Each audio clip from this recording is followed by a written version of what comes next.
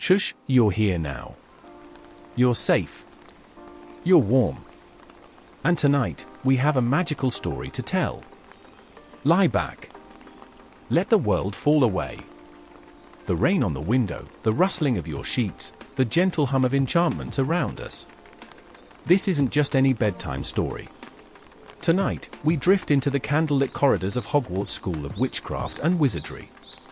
Not as a visitor, but as a student. Your first week. Your wand still smells like fresh wood and stardust. Your robes are crisp.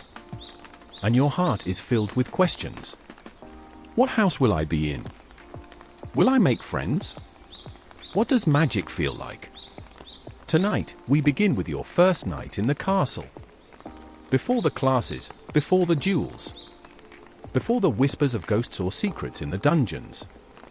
You arrive. And the castle stirs to greet you. Close your eyes. Let me take you there. The boat rocked gently beneath you as the stars shimmered above the black lake. You were quiet, so was everyone. No one dared speak too loudly. It felt like the night itself was listening. When the boats reached the shore, lanterns floated down from the rocks, bobbing softly in midair to light your way. You stepped onto the path. Gravel crunched beneath your shoes. The castle loomed overhead, tall as a mountain but warm somehow, glowing like a hearth. Inside, everything smelled of old stone, beeswax, parchment, and something else. Magic. Magic that had lived here longer than any student. Professor McGonagall stood straight and sharp like a bookmark in an old novel. She called you forward, one by one, to a little three-legged stool, with a patched, wrinkled hat that seemed far too alive. You Saturday. The sorting hat dropped over your eyes. Everything went dark. Except for a voice. Right in your ear. Ah, it said slowly, like it had waited centuries just to speak to you. Curious. Very curious. You weren't scared. The voice wasn't cruel, it was thoughtful. Ancient. Gentle. It seemed to know things you hadn't told anyone. A loyal heart, and clever too. A thirst to prove yourself. And what's this? A bit of mischief hiding there as well. You didn't speak. You didn't have to. It wasn't asking, it was reading. Finally, the hat gave a chuckle. Better be. It boomed, and named your house. Cheers erupted. You couldn't tell if they were for you or the hat's choice. Maybe both. Your housemates welcomed you like family. One clapped your back. Another offered pumpkin pasties from the table. Candles floated above you like fireflies. The ceiling shimmered with night stars. And for the first time in a long time, you felt like you belonged somewhere. Somewhere ancient. Somewhere alive. Somewhere magical. And the castle. It felt like it was watching. Not with eyes. With memory. It knew your name now. And it whispered it quietly to the walls. Sleep now. The hat has spoken. Tomorrow, your real lessons begin. It's early. Not even the birds have stirred yet. But something pulls you from sleep. Not a sound, not a dream. Just that deep, humming excitement. The kind that lives in your chest when something wonderful is waiting. You sit up in your four-poster bed. The curtains are drawn around you like a velvet cocoon. You peek through. And there it is. The dormitory glows with morning's first kiss. Just a hint of golden light trickling through tall arched windows. Trunks are half open, robes draped over chairs. Your roommates are still asleep, their breathing soft and even. You tiptoe across the cold stone floor. Your wand tucked into your pocket. And draw back the curtains to look outside. The grounds are wrapped in mist. The lake is still. Hagrid's hut is a small shadow in the distance. And above the trees, you can just make out the outline of a giant winged creature. Thestrals, maybe. Or perhaps something even rarer. You get dressed quietly. The robe fits better now. You tie your house scarf with clumsy fingers, still not quite believing it's yours. The moment you step into the common room, you pause. The fireplace still smolders, and a portrait of a sleepy wizard gives you a slow wink before dozing off again. Outside the room, the corridors are empty. Hogwarts is still half asleep. Suits of armor mutter faintly as you pass, and tapestries sway even though there's no wind. Then you reach the Great Hall, and it's beautiful, even at this quiet hour. Candles float high above the enchanted ceiling, which shows the sunrise rolling in over the clouds. The tables glisten with polished goblets and plates, and slowly, students begin to arrive, rubbing their eyes, whispering about dreams, about potions and charms and ghosts and breakfast. You sit, and before you can even reach for anything, a jug of pumpkin juice pours itself. Scones stack neatly on your plate. The Hogwarts elves know you're new, and they're kind. Professor Flitwick passes, humming a tune. A second year nudges you and whispers that he once dueled a troll. You laugh, but you wonder if it's true. Then comes the whoosh. A rush of feathers and wind as owls swoop down through the rafters. Letters and packages fall like leaves. An owl drops a small scroll in front of you, your class schedule. Your name is written in the neat, looping hand of the staff. It feels official. It feels real. You're a Hogwarts student now. As the sun rises fully, the hall brightens. The chatter grows. You take another bite of toast and smile to yourself. Today, you'll cast your first real spell. Meet your professors. Maybe even see a dragon bone or two in the defense classroom. But for now, just breathe. Take in the warmth, the wonder, the scent of old parchment and fresh bread. Let the magic settle around you like a blanket. There's no rush. You have 7 years ahead. And this is only the beginning. Sleep a little longer, if you like. Hogwarts will wait for you. Your shoes tap gently against the stone as you make your way down the corridor, your satchel bouncing lightly at your side. Inside, a fresh quill, ink that smells faintly of licorice. And your very first textbook, the Standard Book of Spells, Grade 1. It crackles softly when you open it, like it remembers every spell ever cast from its pages. You're not late, but you're not early either. A few students whisper nervously as you gather in front of the charms classroom. Its heavy oak door already ajar. The room is round and bright. Sunlight trickling in through tall windows, warming the desks arranged in neat semicircles. At the front stands Professor Flitwick, no taller than a stack of pumpkins, with tufts of white hair and eyes that sparkle like someone who's just heard the best secret. He welcomes you in a voice like bells. Welcome, welcome. Oh, it's always a joy, your very first charms lesson. You'll be levitating objects in no time. You sit, hands folded, heart fluttering, wand ready. Professor Flitwick claps his hands. The blackboard writes the word on its own, Wingardium Leviosa. He says it slowly, drawing out the syllables as though they're music. Wingardium Leviosa, he repeats, waving his wand in a precise, swish and flick motion. The feather in front of him lifts like it's caught in a breeze, hovering above the desk with elegance. Now it's your turn. You look down at the white feather on your desk. It seems to be watching you, daring you.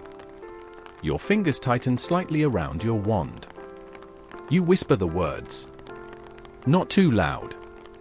Not too quiet. Just right. Swish. Flick. Wingardium Leviosa. At first, nothing. Then, a twitch. The feather wobbles. Lifts. Just a little. And then, It rises. Just a few inches. But it floats. It floats. Your eyes widen. So do your classmates. Professor Flitwick beams. Marvelous. Oh, well done. Quite ahead of schedule. You grin, cheeks flushed. The feather dances gently above your desk before settling back down. Like it, too, is proud of you. After class, as you walk through the corridor, something has changed. Not around you, within you. You did magic. Real magic. And it listened. As you pass a stained glass window, the image of a wizard tips his hat to you. And for a brief moment, you wonder if Hogwarts itself just smiled. Rest now. Let your dreams float like the feather. Swish and flick. And drift away. The bell rang softly. Not loud or harsh. Just a gentle chime that floated through the air like a drifting thought. Your first class was done. You had time before your next. And Hogwarts. Hogwarts was waiting. You step into the corridor. And suddenly, the castle doesn't feel like stone and staircases anymore. It feels like a maze. A living one. Every hallway looks just like the last. But somehow, not. Tapestries twitch. Portraits whisper. One of them, a witch holding a basket of pixies, giggles when you walk past. New one, she murmurs. Bet they get lost before tea. You try to follow the map your classmate drew for you. Left at the suit of armor, right at the griffin statue. Down the corridor with the enchanted lanterns. But when you turn the corner, the suit of armor is gone. Replaced by a suit of vines? And the corridor? It now smells strongly of cinnamon. You're lost. Completely. But strangely, you don't mind. You peek behind a velvet tapestry. Thinking maybe, just maybe, it hides a staircase. It doesn't. But it does hide something else. A narrow passageway, cold and dark. The stone lined with runes glowing faintly green. You duck inside, heart thumping. Wand raised like a torch. It doesn't lead where you expected. It leads to a hidden landing above the library. From here, you can see the candlelit rows. The quiet shuffle of Madame Pince. The soft thud of ancient books closing themselves. You smile. Not bad for your first secret. You'll remember this. But just as you turn to go back, crash. A stack of cauldrons tumbles out of thin air. And there he is. Hovering upside down. Grinning like he's swallowed a joke. Peeves. The poltergeist. Oh ho ho. A baby fur's tie. Sneaking about, are we? He flips midair, chuckling. Shall we make it interesting? Before you can speak, your satchel unbuckles itself. Your quills go flying. Ink splashes across the wall in the shape of a cat. You raise your wand, trying to remember a counter charm. But Peeves is already gone. Cackling down the hall. When you finally find your way back, your shoes stained with ink and cheeks red with laughter, you tell your housemates everything. Every twist, every hallway, every prank. They lean in, wide-eyed. Even the prefect grins. You found the library loft on your first day. He says. Some students don't find that for years. And that night, as you drift off in bed, you think of all the doors you haven't opened yet. All the tricks. All the secrets. All the stories this castle is waiting to share. Sleep now, little explorer. There's more magic around the corner. And tomorrow, it may just say hello. The castle sleeps. You should too. But something tugs at your mind at the sound? No. A feeling. You rise from bed quietly. Not out of fear. Just curiosity. The others snore softly behind their velvet curtains.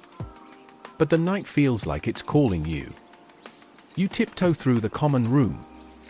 The fire has burned low. Just embers now. They glow like sleepy eyes, blinking once before drifting off again. Your wand hums in your hand as you descend the stairs. No portraits shout at you. No ghosts cross your path. Even Peeve seems to be elsewhere. You slip out a side door that shouldn't have opened, but somehow did. And there it is. The grounds at night. Lit only by moonlight. Silver and soft. The grass glows faintly under your shoes. Dew shimmering with something more than water. In the distance, the forest. The forbidden forest. Tall. Ancient. So thick it looks like the trees grew around secrets they never wanted to tell. You know you're not supposed to go near it. Everyone says so. Even Hagrid, who loves every creature, big and small, warned you. But you don't cross the boundary. You just walk toward it. Close enough to listen. The wind changes as you near. No longer playful. It carries something else. A soft whisper. Not words, exactly. More like emotion. Sadness? No. Memory. You stop at the edge. A single step from the darkness. Leaves rustle softly, but not with wind. With presence. You squint. And for a second, only a second, you see two eyes. Golden. Watching. Then gone. A gentle hoot above you. An owl, circling once before gliding silently into the trees. And from deep inside, a faint glowing light disappears behind the branches. It leaves no sound. No footsteps. Just silence. You turn back. Your heart is calm, but full. The castle welcomes you again. Doors creaking just enough to let you in. The walls seem warmer now. Like they're relieved you came back. In your bed, you pull the blankets close. Outside, the forest waits. Not dangerous, not safe, but old. And full of stories you'll one day need to hear. But not tonight. Tonight, you sleep. And the forest. It dreams too. You step onto the grass. Your boot still damp with morning dew. The sky above is soft and grey. Clouds stretching like long threads of wool. The brooms lie in a neat row before you. Slender, bristled, quiet as if sleeping. Your classmates murmur with nervous excitement. Some already stretching. Others eyeing their broomsticks like they might bite. Madam Hooch, eyes sharp like a hawk's, paces in front of the line. Stand beside your broom, she commands softly. You obey. The broom at your feet looks up at you. Or maybe you imagine that. Now, she says. Hold out your right hand and say, up. You take a breath. Hold out your hand. Up, you whisper. Nothing. You try again, firmer this time. Up. And it jerks. Just a little. Before falling flat again. You laugh, embarrassed. But then, on the third try, it leaps. Right into your hand. As if it was always meant to be there. Around you, others cheer. One student's broom smacks him in the face. Another hovers and spins like it's dancing. Madam Hooch shows you how to mount. Not too tight, not too loose. Kick off gently when I blow the whistle, she says. Don't lean too far forward. And no showing off. The whistle blows. Your feet push. Lightly. And suddenly the ground is falling away beneath you. You're flying. Truly flying. Wind rushes past your ears. Cool and sharp and alive. The castle spreads out behind you. Its towers tall and proud. Its windows catching the light like polished gemstones. The lake glimmers. You can see your reflection.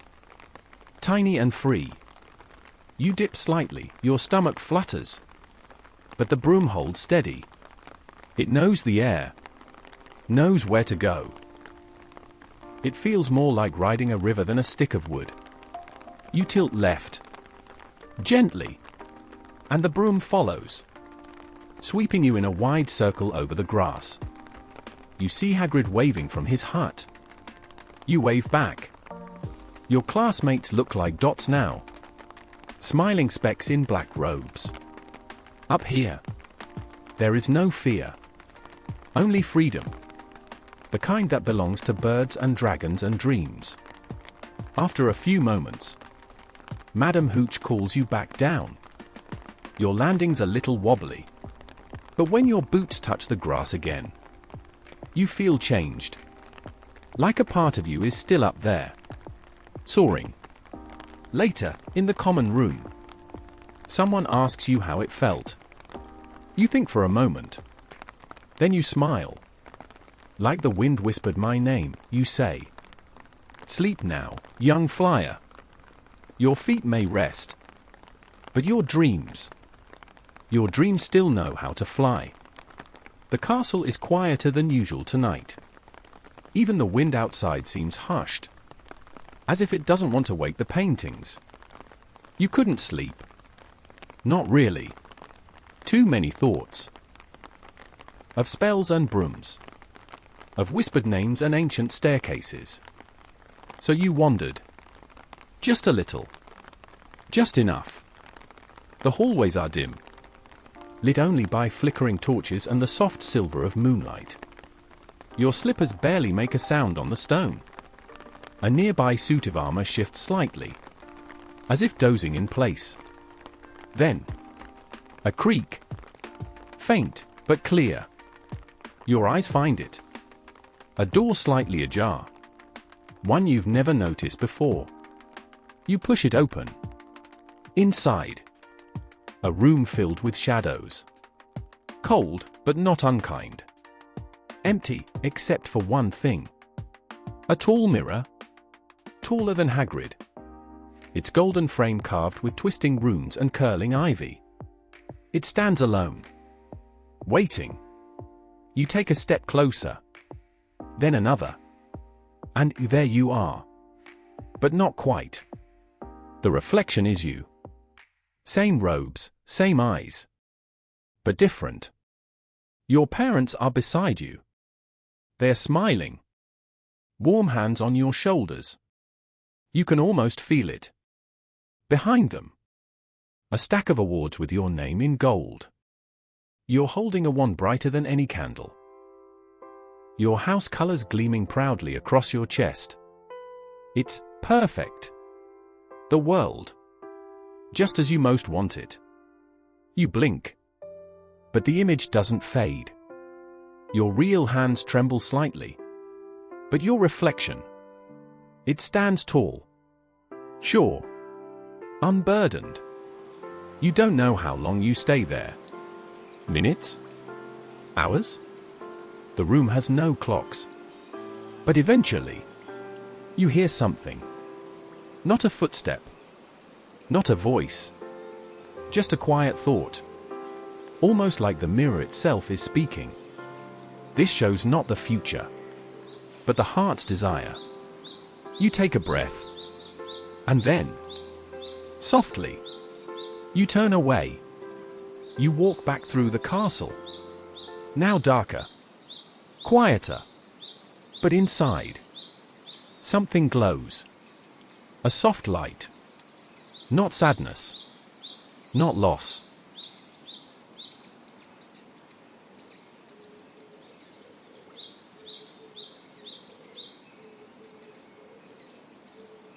Just a quiet knowing of what could be and what still might.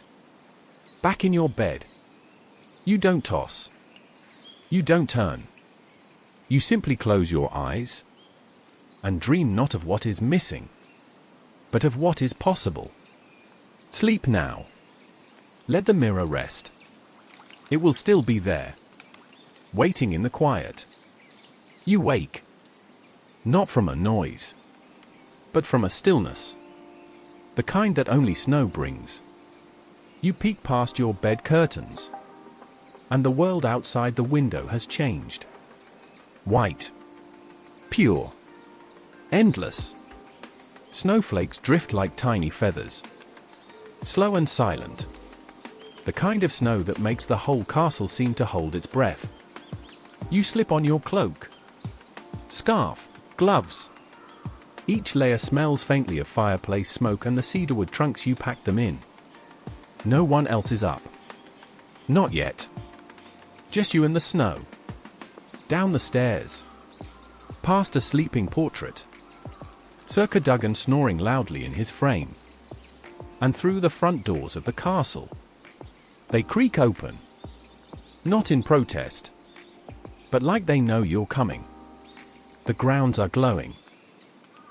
Moonlight dances on every hill. And the lake is frozen in delicate silver glass. The trees stand still, wearing coats of frost. You step outside, and the snow doesn't crunch. It whispers. Each step leaves a soft imprint, like the earth is holding your foot for just a moment longer. In the distance, Hagrid's hut has a chimney puffing smoke. You imagine him inside, tea in hand, fang curled by the fire. You make your way toward the courtyard. Someone has been here. There's a snow wizard. Tall, pointy-hatted, with buttons made of Bertie Bott's beans. And beside it, a trail of enchanted snowballs still bouncing lazily in the air. You smile. Magic doesn't rest, even when the castle does. Then, a noise. A soft flutter. From above, a pair of owls glide silently over you. They leave no trace, just shadows that ripple over the snow. You look up. The stars are clearer than ever. Sharp. Infinite. Like someone dusted the sky with powdered sugar and dreams. And then, you lie down. Right there in the snow. Not cold. Not really. The warmth of your robes and the silence of the night hold you close. You stretch your arms, make the shape of an angel, and close your eyes. For a moment, it feels like the earth is breathing with you. In. Out. You could stay here forever. But soon, the cold will nudge you back inside. The fire will call, and the sun will rise. But not yet. Sleep now, beneath the snow and stars. Let your dreams twirl gently, like the flakes still falling all around you. Tomorrow waits. But tonight, you rest inside a snow globe of magic. The candles in the corridor had burned low, their flames flickering softly against the stone, casting long shadows that swayed like lullabies. The castle had grown quiet now. Not the kind of silence that feels empty, but the kind that settles warmly around you like a thick blanket. Even the portraits had fallen asleep in their frames, and the ghosts floated a little slower, their edges blurred as if they too were drifting into dreams. You weren't trying to sneak. Not this time. You had simply followed your feet, past the staircases that changed too often and the suits of armor that grumbled in their sleep. Something had been pulling you forward with a gentle tug, nothing urgent, just a whisper of curiosity and comfort. The library doors opened without a creak. They knew you were coming.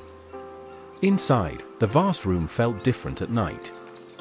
Less like a place for studying, and more like a secret garden of thoughts. The air was soft and cool, and the scent of old parchment wrapped around you like incense, sweet, earthy, and endless. The rows of towering shelves stood still and proud, cradling books that hadn't been opened in centuries. But none of them seemed angry about it. They were patient, like they knew everything important waited in silence. You wandered slowly, your fingertips brushing the spines as you passed. Some of the books shivered under your touch. One of them purred. You didn't speak. There was no need. The hush of the room was sacred, and the magic within it asked only to be heard with your heart. In the far corner, a reading nook waited by a tall window dusted with frost. The armchair, deep and velvet soft, invited you in as though it had been waiting for just you. You sank into it, pulling your knees up, wrapping your robes around yourself, and breathing in the warmth of candlelight and moon glow. Outside the window, snow fell softly across the courtyard, and the stars blinked gently through the frost. You opened the book that had appeared in your lap. You didn't remember picking it up, but it was already open to a page lined in shifting gold ink. The words began to rearrange themselves, not as spells, but as stories, old ones, whispered ones.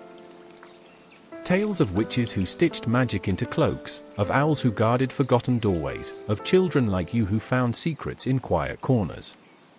The longer you read, the heavier your eyes became, until the words no longer mattered. You weren't reading anymore. You were inside the story now. Floating through a forest made of paper and stars, wrapped in the hum of gentle enchantments. Somewhere far off, a clock tower chimed. One soft note. Then another. You closed the book, or maybe it closed itself. Either way, it no longer needed to be read tonight. The room seemed to exhale, as if even the library was falling asleep now. You rested your head against the armchair's back, eyes fluttering shut. Outside, the snow continued to fall. The stars kept watch. And somewhere deep between one breath and the next, the castle whispered good night. The fire in the common room has burned to quiet embers. The windows are misted with snow and sleep, and even the portraits have stilled. No longer whispering, no longer wandering. The hour is late, later than you've ever stayed awake here. But you don't feel tired. Not really. You feel full. The kind of full that comes not from food or noise, but from something deeper. Something earned. You've wandered halls that shifted beneath your feet. You've cast your first spell, floated a feather into the air and watched it dance. You've soared over the grounds, felt the wind hold you like a friend. You've walked beside the forbidden forest, looked into a mirror that showed you who you are. And who you might become. You've read stories written before you were born, and perhaps written a few lines of your own just by being here. The castle knows your name now. Not because it was called out by the sorting hat, not because it's written on a scroll in a drawer somewhere, but because you walked these halls. You listened to the whispers in the walls. You belonged. And tonight, Hogwarts sleeps. It dreams of you. Of snow angels on the hill. Of ink spilled in secret corners. Of quiet bravery and first spells and warm hands on cold banisters. It will remember. Every step. Every question. Every flick of your wand. And when you return, whether tomorrow or in dreams years from now, it will still be here. Still watching. Still waiting. With its staircases. Its secrets. And its soft, slow magic. So sleep now. Let your breath slow. Let your thoughts quiet. Let the world outside the castle fade into stars. You are home. And the castle is dreaming with you. Good night, young witch. Good night, young wizard. Good night, Hogwarts. Always. Oh. You're still awake? I thought for sure the library would have carried you off to dreamland by now. But there you are. Still listening. Eyes heavy. Breath soft. But not quite gone. That's all right. Some nights, sleep takes its time. And lucky for us, Hogwarts never runs out of stories. So let me tell you one more. Just a little one. A whisper of a tale. Tucked between the folds of Castlestone and midnight air. It happened on a Tuesday. A quiet one. No special feast, no big spell, no wild adventure. Except something strange began to happen in the owlery. the owls stopped delivering mail. Not out of laziness, mind you. They wanted to fly. They'd flap their wings and hoot and ruffle their feathers. But right as they reached the window, they'd drop the letter. Every single time. It started small. A misplaced note. A birthday card that vanished mid-flight. But by evening, students were gathered below the owlery steps, arms full of scattered parchment and feathers. Professor Grubbleplank blamed the wind. Professor Flitwick suspected a misfired charm. But none of the spells worked. Not even the one for correcting wayward magical breezes. It was only when you went up there, alone, after dinner, while everyone else was in the great hall eating treacle tart, that the real reason revealed itself. You climbed the spiral steps. 1, 2, 100. The air grew colder. The smell of feathers and candle wax thickened. And when you reached the top, you didn't find a spell, or a creature, or a trick. You found a ghost. Small, soft, tucked between two owl perches like a memory. She wore a school cloak from centuries past. And in her hands, dozens of undelivered letters. Love notes. Apologies. Forgotten thanks. One she never had the courage to send. I just didn't want them to get lost, she whispered. I wanted to read them first. Just once. You didn't scold her. You Saturday. Listened. Let her read them all. One by one. Until the moon was high. And her voice was warm again. The owls flew free after that. Every letter found its home. Except one. She asked you to keep it. A note with no name on the front. Just 2 words. Thank you. It began with a feeling. Not a sound, not a dream, just a quiet sensation deep in your chest, like the castle had turned its gaze inward and happened to land on you. You hadn't meant to get up. Your dormitory was still, your bed warm beneath its heavy quilt. But something had stirred you awake, something just beyond the edge of explanation. The fire had died down to its softest coals. Your roommates breathed in their steady, sleepy rhythms. The curtains of your 4-poster hung around you like folded wings. But still, you rose. Slipping into your robes and slippers without thought, you stepped out into the quiet common room. The fireplace offered one last sleepy crackle as you passed, and the portrait on the wall, the one of the old wizard with the crooked spectacles, watched you without blinking, his expression somewhere between curious and content. You didn't like your wand. You didn't need to. The moonlight pouring through the high windows was enough to guide you, silvering the floor and catching in the dust that hung gently in the air. The castle at night was a different creature altogether. It breathed slower. Its corridors felt longer, its corners more thoughtful. Portraits whispered behind their frames but didn't move. The staircases, for once, stayed where they were. The suits of armor didn't clank.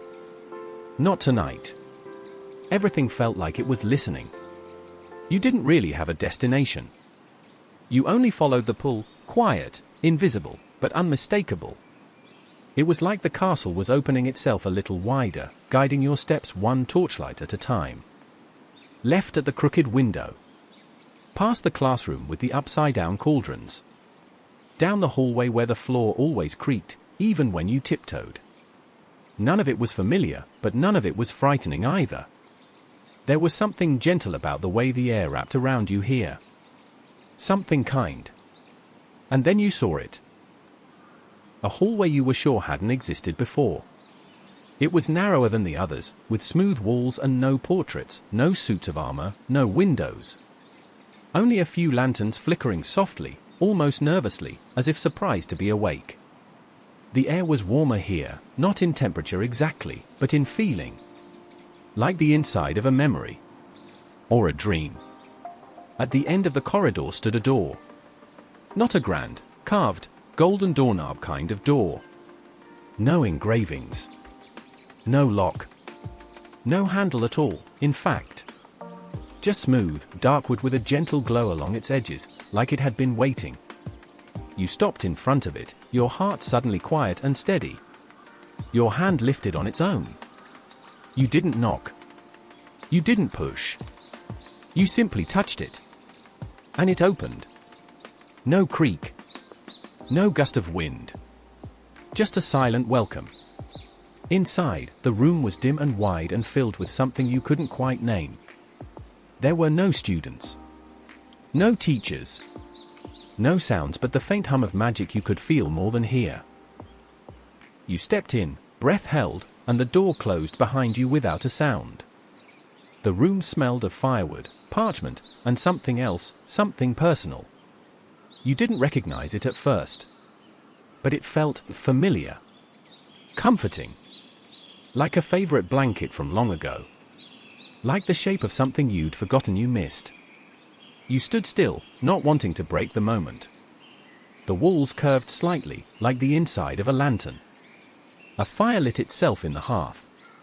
A chair appeared near it. Not conjured, but revealed. The way memories are when you finally remember them properly.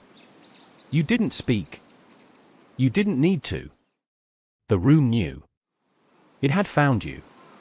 You sat down slowly, as if the chair had been made of glass, or memory. It was soft, but not in the way pillows are soft. It gave beneath your weight like it remembered you. Like it had held you once before, in a dream you couldn't quite recall. The fire in the hearth flickered brighter as you settled in, casting golden light across the floor. It smelled faintly of something that stopped you cold, something you hadn't smelled in months. Maybe years. The scent of your mum's scarf after she'd spent the whole day baking. The kind of warmth that lingers in the folds of wool. It hit you in the chest, quiet and sudden. You turned, expecting to see a familiar room. But nothing around you was recognizable, yet everything felt deeply yours. The shelves along the wall weren't filled with textbooks or potions manuals. They were filled with things that didn't quite belong anywhere else, a cracked mug you thought you'd lost last summer, a crumpled chocolate frog card of Dumbledore you swore you'd never seen, but suddenly remembered holding in a dream. On a small table beside you, a book lay open. Not one you had brought. Not one you could have found in the library. Its pages were blank, until you looked directly at them. And then they weren't blank at all. Words appeared slowly, like ink soaking through cloth. They weren't written in neat script or printed type. They formed. Softly. Gently. Like thoughts made visible. The first sentence, you were smaller when you arrived here. Not just in size. You blinked. The second, the castle has noticed how much you've grown. You reached out to touch the page, but it changed again. Now the pages showed you memories, your own, but not quite how you remembered them.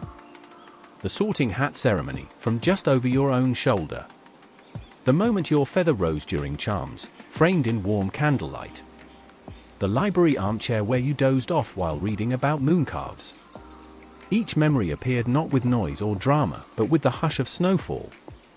The room wasn't trying to impress you. It was showing you something far more important. You've been becoming someone, even if you hadn't realized it.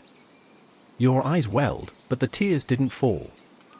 The room didn't ask questions. It didn't try to fix anything. It only reflected.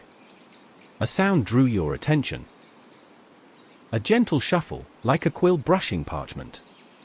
Across the room, a small desk had appeared. On it, another book lay waiting. This one was thinner, its cover soft and worn at the edges.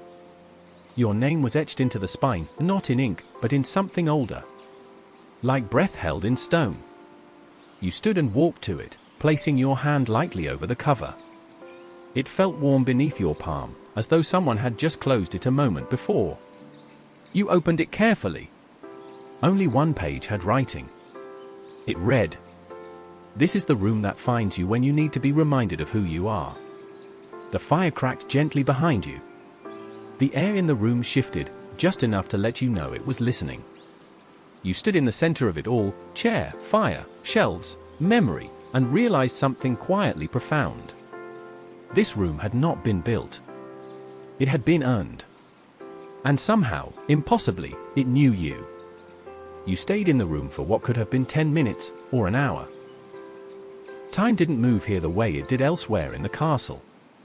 There was no ticking clock on the wall, no bells ringing out lessons or meals. Just the sound of the fire breathing slowly behind you, and the hush of something ancient settling gently around your shoulders. You turned away from the desk and began to explore. The room shifted with you, not changing wildly, but subtly, the way your bedroom at home once seemed to grow with your thoughts. Every object you noticed had a softness to it, a stillness. Nothing called for your attention, and yet, everything waited for it. On one of the shelves sat a photograph in a worn wooden frame. You didn't remember putting it there, because you hadn't. But as you drew closer, your breath caught.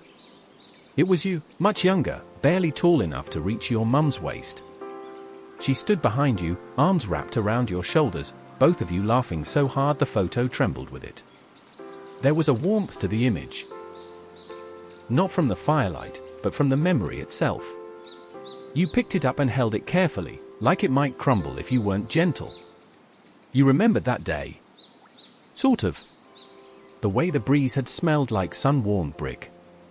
The way her fingers had tangled in your hair as she tried to fix it for a photograph you didn't want taken. It wasn't even a wizarding photo, it didn't move. But it didn't need to.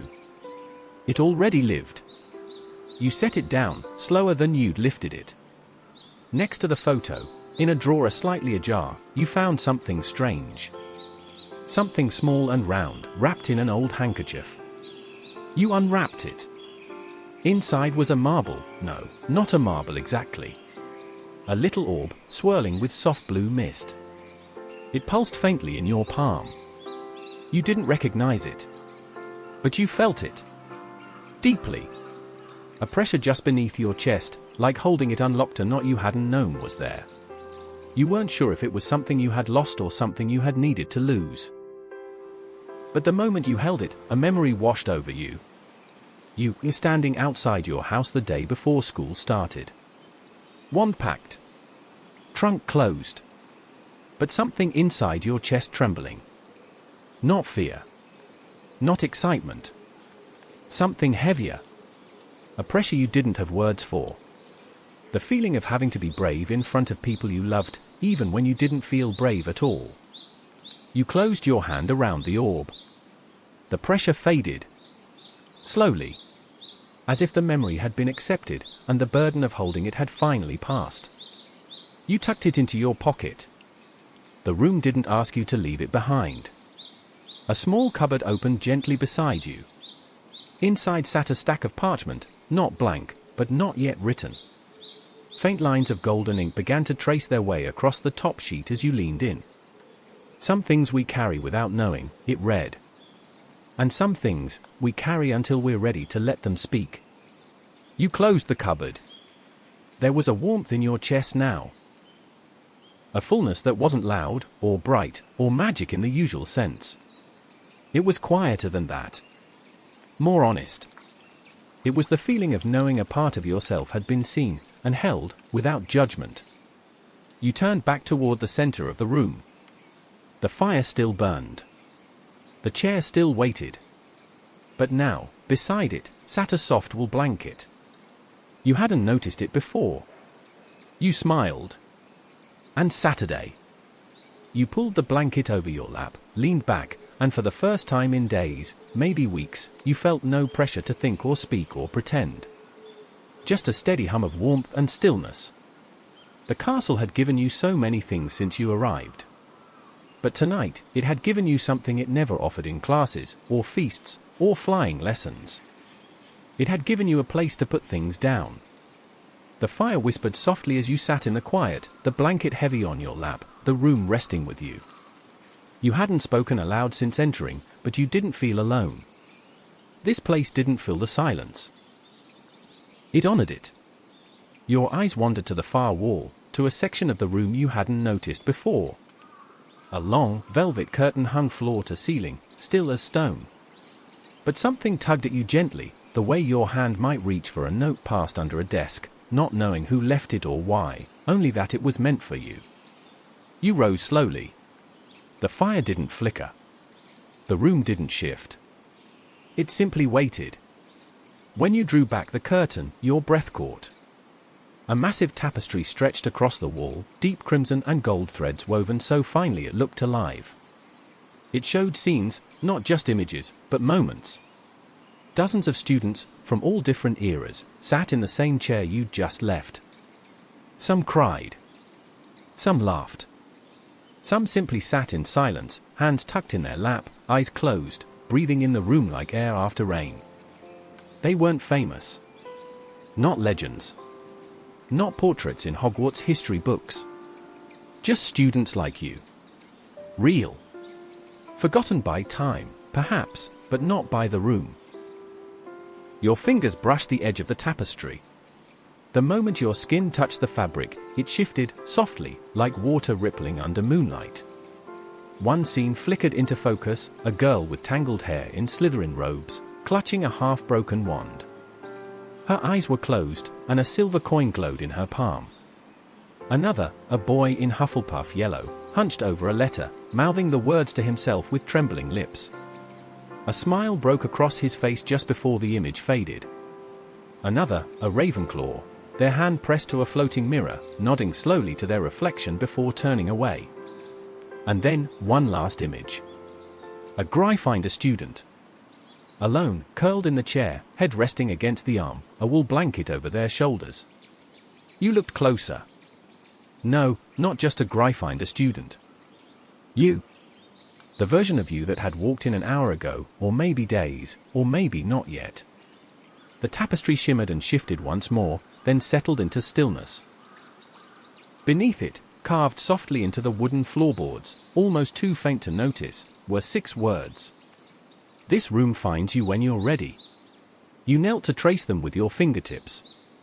The grooves were smooth, worn by time and touch. Other hands had found this message. Other hearts had sat where you sat today. And suddenly, the stillness of the room felt not like solitude, but legacy. You stood up, and the curtain fell back into place behind you, sealing the tapestry from view, not to hide it, but to let it rest. You walked back toward the chair, but the blanket was gone. So was the desk. The photograph. The drawer. The orb.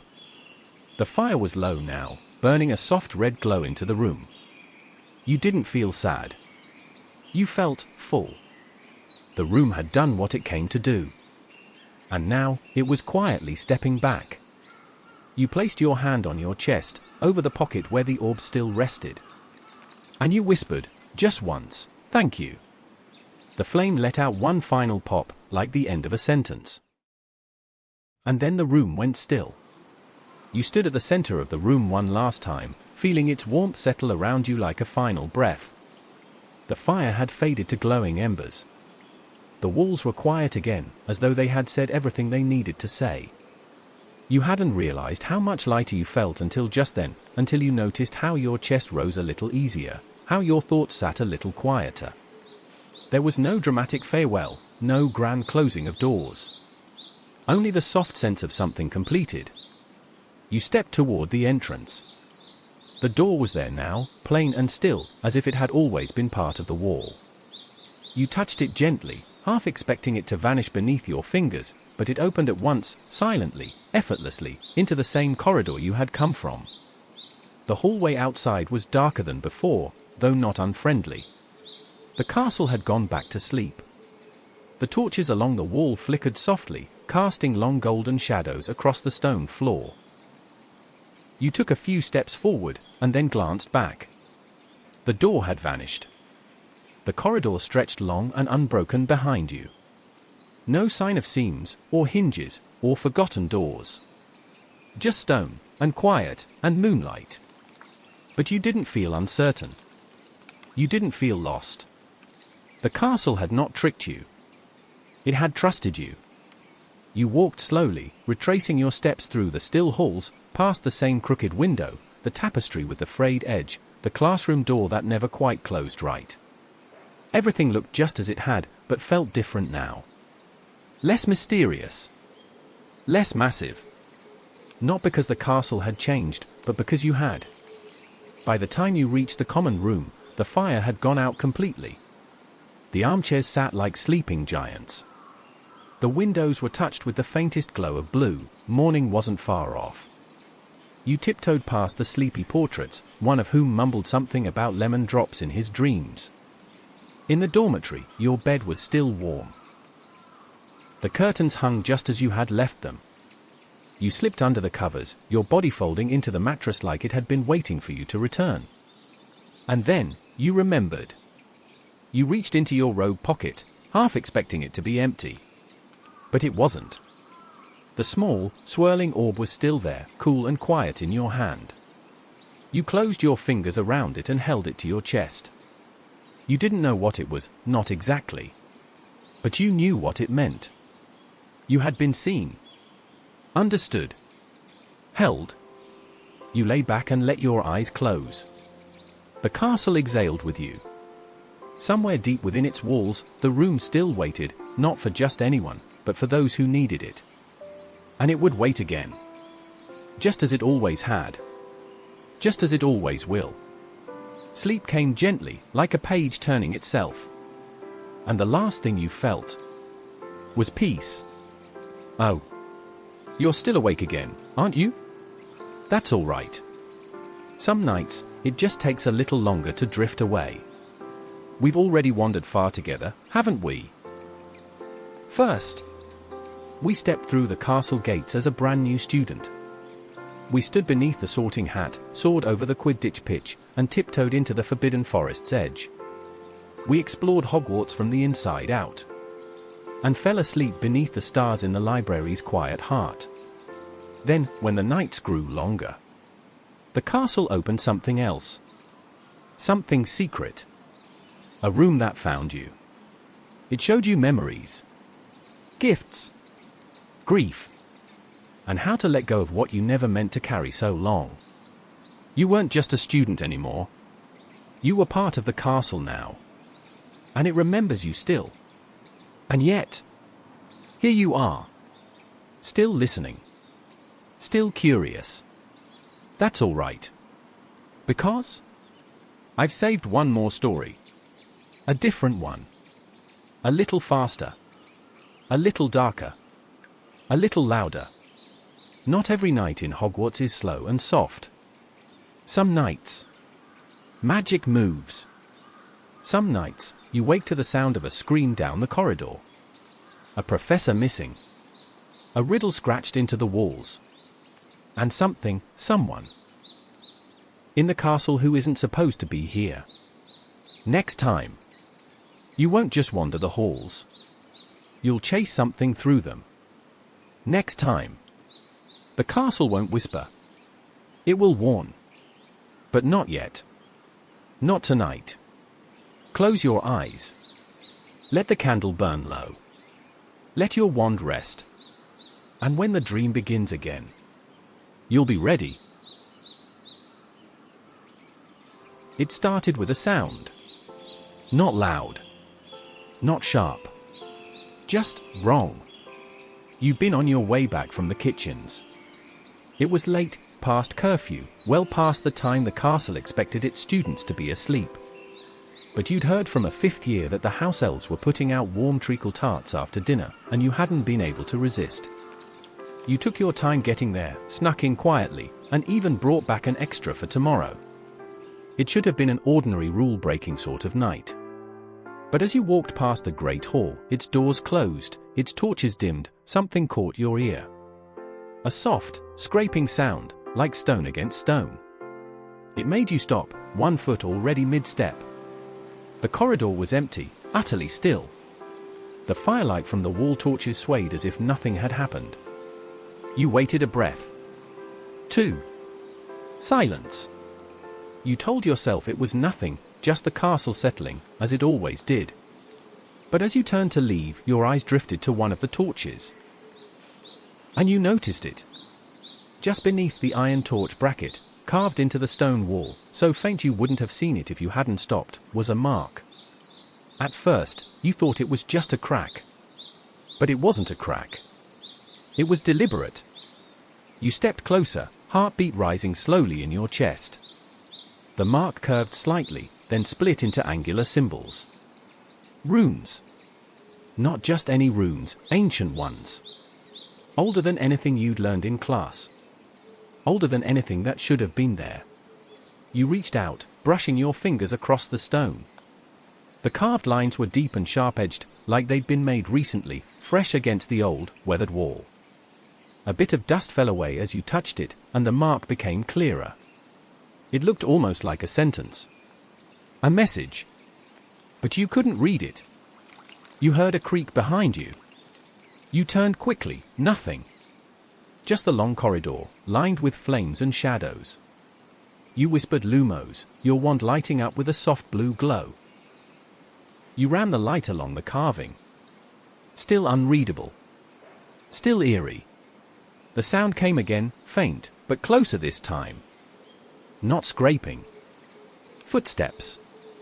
You spun toward the corner, one trembling slightly in your grip. But again, no one. You stood in silence for a long moment, every muscle listening. And then the light flickered. All along the corridor, the torches fluttered as if caught in a gust of wind you couldn't feel. The flame nearest to you bent low, then turned green for half a second. A soft, sickly green. And just like that, it went back to normal.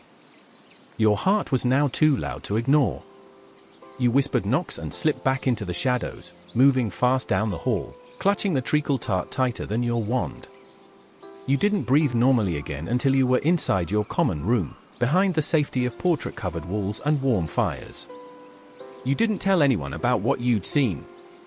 Not at first. But the next morning, everything changed. Professor Fig was missing. He hadn't shown up for his class with the first years. Students were confused, annoyed. The prefect filled in with a long, dry reading on the history of magical boundaries. No one thought much of it until later that afternoon, when a group of Hufflepuff third years walked into the Charms corridor to find Fig's office door wide open. His desk had been overturned. Books lay in messy piles, many soaked through as if they'd been pulled from water. A trail of ink splatters led toward the window, which stood cracked open, its frame bent slightly inward. There were no signs of a struggle. No spell marks. No witnesses. Just absence. And that wrongness again. The professors tried not to panic. They said he might have taken a sudden leave. They said nothing was stolen. They said the ministry had been informed. But that night, you returned to the mark beneath the torch. And you saw something new. The runes had changed. You knew it wasn't your imagination. There were new lines, new slashes. More text had been added. The pattern extended downward now, branching like roots. The torch above it burned green the moment you stepped near. You whispered lumos again and noticed something else, a smear of ash on the ground. No, not ash. Ink. The same deep purple-black used in Professor Fig's notes. Someone had been here. Someone who knew what they were doing. Someone who didn't want to be found. You knelt beside the runes, tracing them in your mind, remembering every shape so you could sketch them later. You needed help. Not from a professor. Not yet. But from someone who could read runes. You knew just the person. Lena Wren. A quiet Ravenclaw in your astronomy section, who always wrote with a self-inking quill and had once translated an entire page of Goblin script just to win 5 house points. She didn't talk much, but when she did, she spoke like someone who knew things. The next day, you found her in the library, hunched over a stack of arithmancy scrolls. You didn't ask for help outright. You just sat across from her and said, "Have you ever seen a room that wasn't supposed to be there?" She didn't look up at first. But she did answer. "Where?" You pulled out the sketch you'd made the night before, carefully redrawn on spare parchment. She studied it for a long time, her finger hovering just above the ink, tracing the outer curve of the pattern. "This one means hollow," she said softly. And this one here, it means U mouth orb opening. But together? I think they mean something more like a hidden gate. You swallowed. There's more. The symbols changed. Overnight. Now she looked up. Runes don't change themselves. You nodded. I think something's under the castle. She didn't laugh. Didn't doubt. She simply closed the book in front of her, pushed it aside, and said, "Show me." You waited until just past midnight. Lena met you near the tapestry of the sleeping troll on the 3rd floor, her robes wrapped tight around her and a worn leather-bound book clutched beneath her arm. She didn't speak much as you led her down the corridor toward the torch bracket, but you could feel her mind working beside you, quick, careful, already preparing for something most students would have run from. When you reached the spot, the flame above the torch was dim. Orange. Normal. But Lena held her wand up and whispered, "Revel R." The flame flickered green.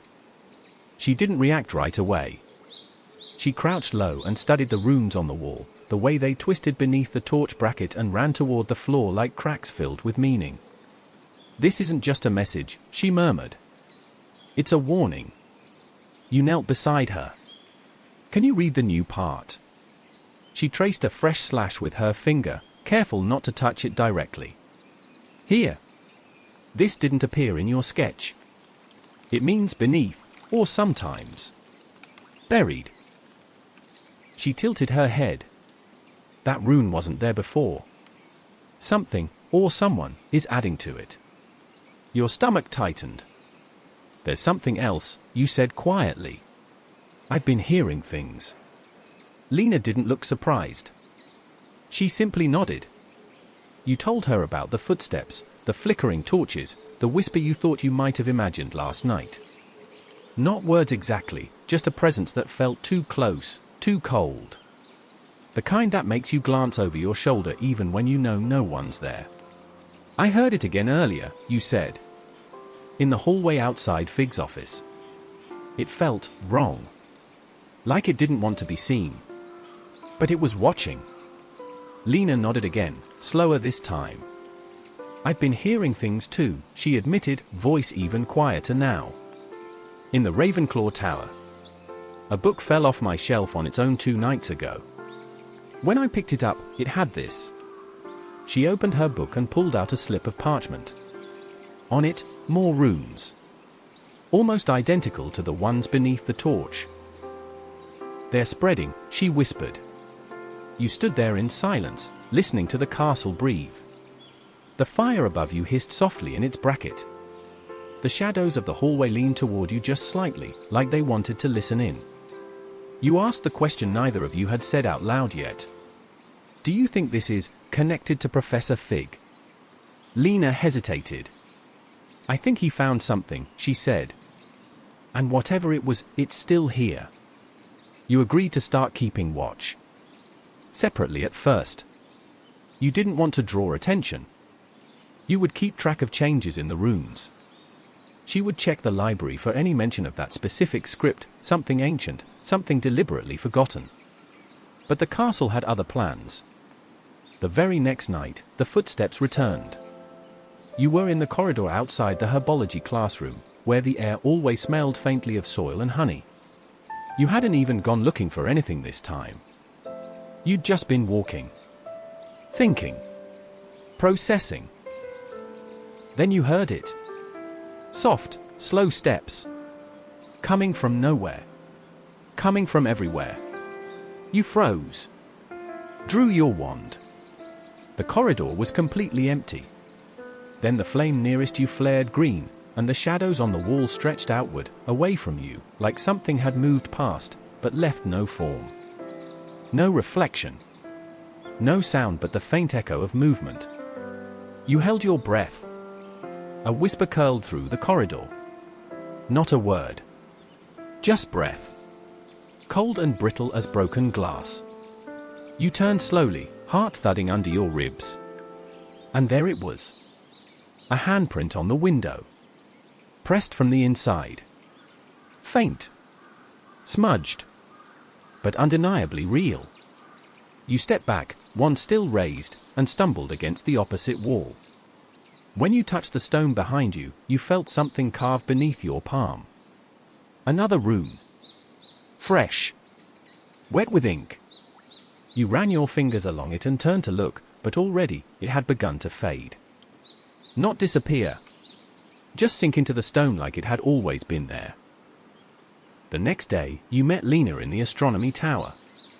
She had dark circles beneath her eyes, like she hadn't slept. Neither had you. I found something, she said without greeting. Not in the library. In a book I brought from home. She opened it to a page worn thin with age. The ink was faded, but the image was clear. The rune. The same one that had appeared behind you. Below it, a single line of translation. The mark of the listening stone. It speaks only to those who are near what was buried. You looked at her. We need to go down, you said. She nodded. There's more beneath the castle than we've ever seen, she whispered. The real Hogwarts is under our feet. The next night, you returned to the corridor with Lena at your side. No one knew where you were. Not your housemates. Not your prefect. You hadn't even told the fat lady you'd slipped past her portrait when she was asleep and snoring softly into her goblet of spiced wine. Lena wore a cloak over her uniform. Her wand was already drawn. The way she moved reminded you of someone tracing a shape they had memorized in a dream. You stopped in front of the spot just beneath the torch bracket. The original rune was still there, though it looked shallower now, as though the stone had tried to heal itself. But tonight, you weren't here for that one. You turned instead to the opposite wall. The one with the window where you'd seen the handprint. You looked carefully this time. Not with fear, but with intention. The kind the castle recognizes. You brushed your hand along the cold stone. Nothing. And then, you whispered, Revel R. At first, the wall didn't change. But Lena took a step forward and pressed her fingers flat against the middle stone, where a hairline crack formed a faint square. The moment she touched it, the wall rippled. Just once, like water. You stepped back. With a low, grinding sigh, the stones parted inward, folding into the wall like puzzle pieces sliding out of the way. Dust spilled into the corridor. Cold air poured out from the gap like breath from a long-locked tomb. Behind it, a spiral staircase. Black stone. Narrow. Descending in a tight circle, with no light and no railing. Lena raised her wand. Lumos. The light spilled downward into darkness. Nothing reflected. Nothing moved. You took a deep breath. And then you stepped in first. The stone beneath your feet was cold, colder than the dungeons, colder than any corridor in the castle. You moved slowly, each step echoing faintly down the winding stairwell. The walls were close. Not oppressive, but old. Ancient. Built in a time when magic didn't need to be explained. It just was. You descended for a long time. Minutes, maybe more. The air grew stiller the further you went. Even the sound of your footsteps started to soften, as though the air itself was swallowing noise. Eventually, you reached the bottom. A small landing opened into a long corridor, barely wide enough for two people. The floor here was uneven, the stones rough and cracked. The walls bulged slightly, as if whatever had carved this space hadn't used tools so much as force. You whispered, "Do you hear that?" Lena nodded. It wasn't a sound exactly. It was a vibration. A pulse. Slow and distant. Like something breathing deep within the stone. Ahead, the corridor narrowed into an arched doorway, covered in cobwebs and dust. You brushed them aside and stepped through. The room was circular, with a high ceiling that vanished into shadow. The floor was covered in old carvings, runes etched deep into the stone in spiraling rings. At the center, a low pedestal. Empty. Lena walked toward the carvings, her light tracing each line. "These are older than the castle," she murmured. "These runes, they were made before Hogwarts was built." You crouched beside the pedestal. Around its base, a single word had been carved in newer lines. Not in runes. In English. Return. You looked at Lena. That's not a warning, she said. It's an instruction. And then, a sound. Tap. Soft. Then again. Tap tap tap. You stood, wand raised. The light flickered. The tapping came from above. From the walls. From behind the stone. Lena grabbed your arm. We're not alone. The room shifted then, not physically, but in feeling. The stillness changed. The pulse quickened. The air grew heavier, warmer. The torches in your wand light started to dim. And then, on the far wall, the stone rippled again. A door. Or the suggestion of one. You took a step toward it. The stone didn't move this time. But something behind it did. You pressed your ear to the wall, slowly, carefully. A whisper met your skin. Not a voice. Just breath. But then, faintly, so faintly, you heard a single word. Your name. You stepped back. Quickly. Lena's eyes met yours. We're not supposed to be here, she whispered. You nodded. But still, neither of you turned to leave. You didn't remember opening another door. But one was waiting for you. It hadn't been there a moment ago, just more stone, old and quiet, grooved with age. But now, as you stood staring at the far wall, it was unmistakable, a wooden door, blackened with time, frame warped slightly with damp, yet intact. The kind of door that's been waiting for centuries to be opened once, and only once. You looked at Lena. She gave the faintest nod. Together, you pushed. It opened smoothly, too smoothly, as if the air on the other side had been waiting to greet you. Warmth spilled over your shoulders like breath from a hidden hearth. And then, you stepped in. The door closed softly behind you. You didn't hear it latch. You didn't need to. Because this room was familiar. Almost painfully so. It was shaped just like the room that found you. Same size. Same gentle curve to the walls. Same quiet fire flickering at the center. Same velvet chair. Same scent of candle wax and distant wood smoke. But everything was slightly off. Too clean. Too perfect. Like someone had recreated comfort, but didn't quite understand what it meant. Lena stood frozen beside you. Her eyes scanned the room, cautious, calculating. I've been here before, you whispered.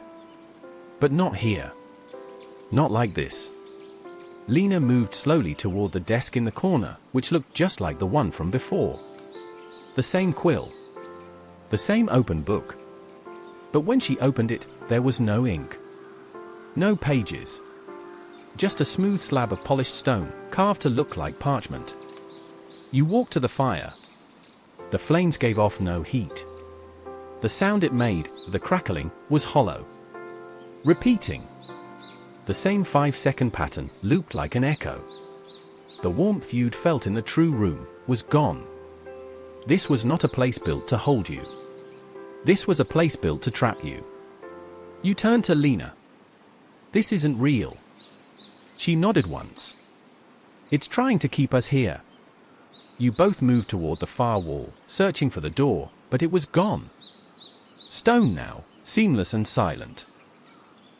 Lena stepped back and raised her wand. Reducto. A flash of blue light hit the wall. The spell fizzled. Absorbed. The room didn't resist. It just accepted it. Like it had seen that spell 1,000 times before. Like it had practiced how to swallow it. You began to pace. There had to be something, some crack, some flaw in the illusion. That's when you saw it. On the bookshelf. Not a book. A mirror. But not the mirror. This one was small. Travel-sized. Its frame dented and dull. You leaned in slowly. Your reflection looked back at you. But behind you, something moved. You spun, nothing. You looked again. In the mirror, the room wasn't a room at all. It was a tunnel. Stone. Empty. Real. And your reflection was walking. Away from you. Lena, you whispered, eyes locked on the glass. I think this is a door. She came beside you, gaze narrowing. As she reached for the mirror, it shimmered, once, then collapsed into smoke. And in its place, an open archway. No door. No noise. Just a way forward. You looked at each other. No questions. You stepped through. The space beyond was low-ceilinged, rough, unshaped.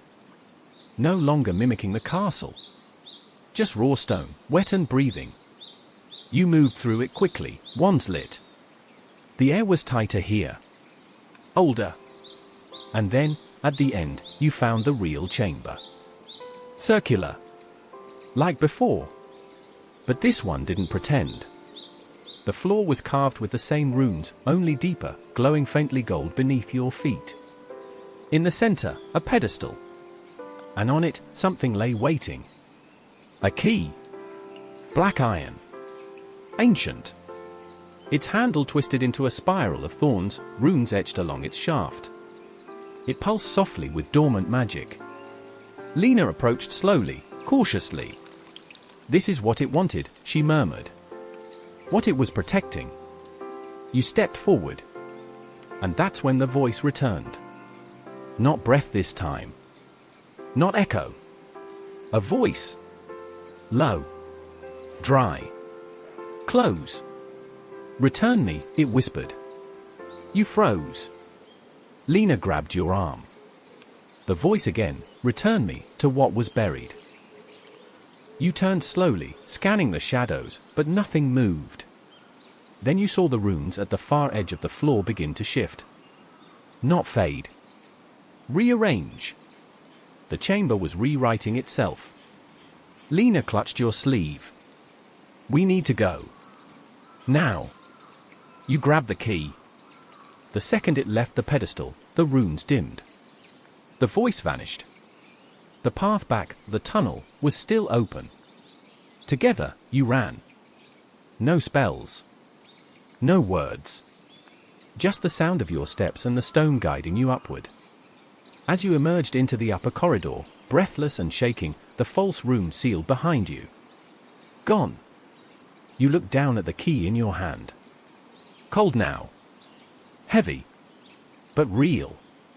You didn't sleep that night. Neither did Lena. After you escaped the chamber, you sat in silence on the astronomy tower steps, watching the horizon darken from violet to black. The key, still wrapped in your scarf, sat between you both like a sleeping animal. Heavy. Strange. Waiting. It didn't glow anymore. It didn't hum. But you could feel it. As if it had been made to be held, but only once. When morning light began to touch the windows of the tallest towers, Lena ope. You didn't understand most of it.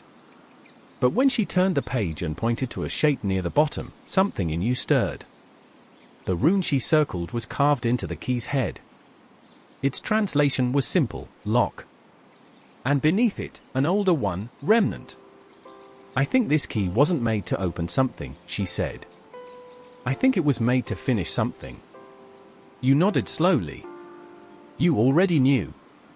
The castle was restless. You could feel it in the way the walls pulsed faintly when no one was speaking. In the way the staircases leaned a little too far. In how the torches flickered green every time you passed the place where the first runes had been carved. You didn't ask permission. You didn't go to the headmaster or Professor McGonagall or anyone else. This wasn't a problem they could solve. This was between you, Lena, and the stones. That night, you returned to the hidden staircase. It opened easier this time. No ripple. No resistance. Just quiet understanding. You descended faster, the stairs no longer unfamiliar. Your wand lit the way ahead, Lena just behind you. The silence didn't feel dangerous now. Just deep. When you reached the chamber, the air felt warmer. Calmer. The runes on the floor still glowed faintly. At the center, the pedestal stood empty. But now, behind it, something had shifted. A shape in the stone wall. A socket. Iron-shaped. Spiral-handled. Without speaking, you stepped forward and placed the key into the hollow. It slid in with a low, mechanical sigh. The runes brightened all at once. Not harsh. Not frightening. Just final. Then everything went still. The hum that had lived in the stone since the first night, it stopped. The pressure in the walls faded.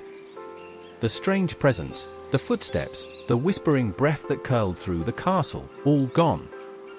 The silence left behind wasn't hollow. It was whole. The key remained in the lock.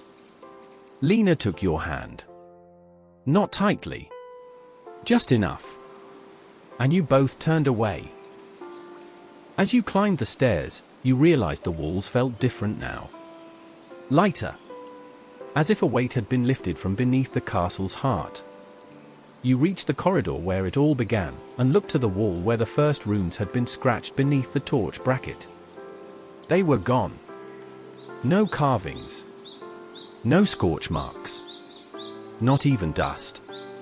Just smooth, ancient stone. And the flame in the torch? It burned steady. Gold. You didn't tell anyone what you'd done. The professors never spoke of Fig again.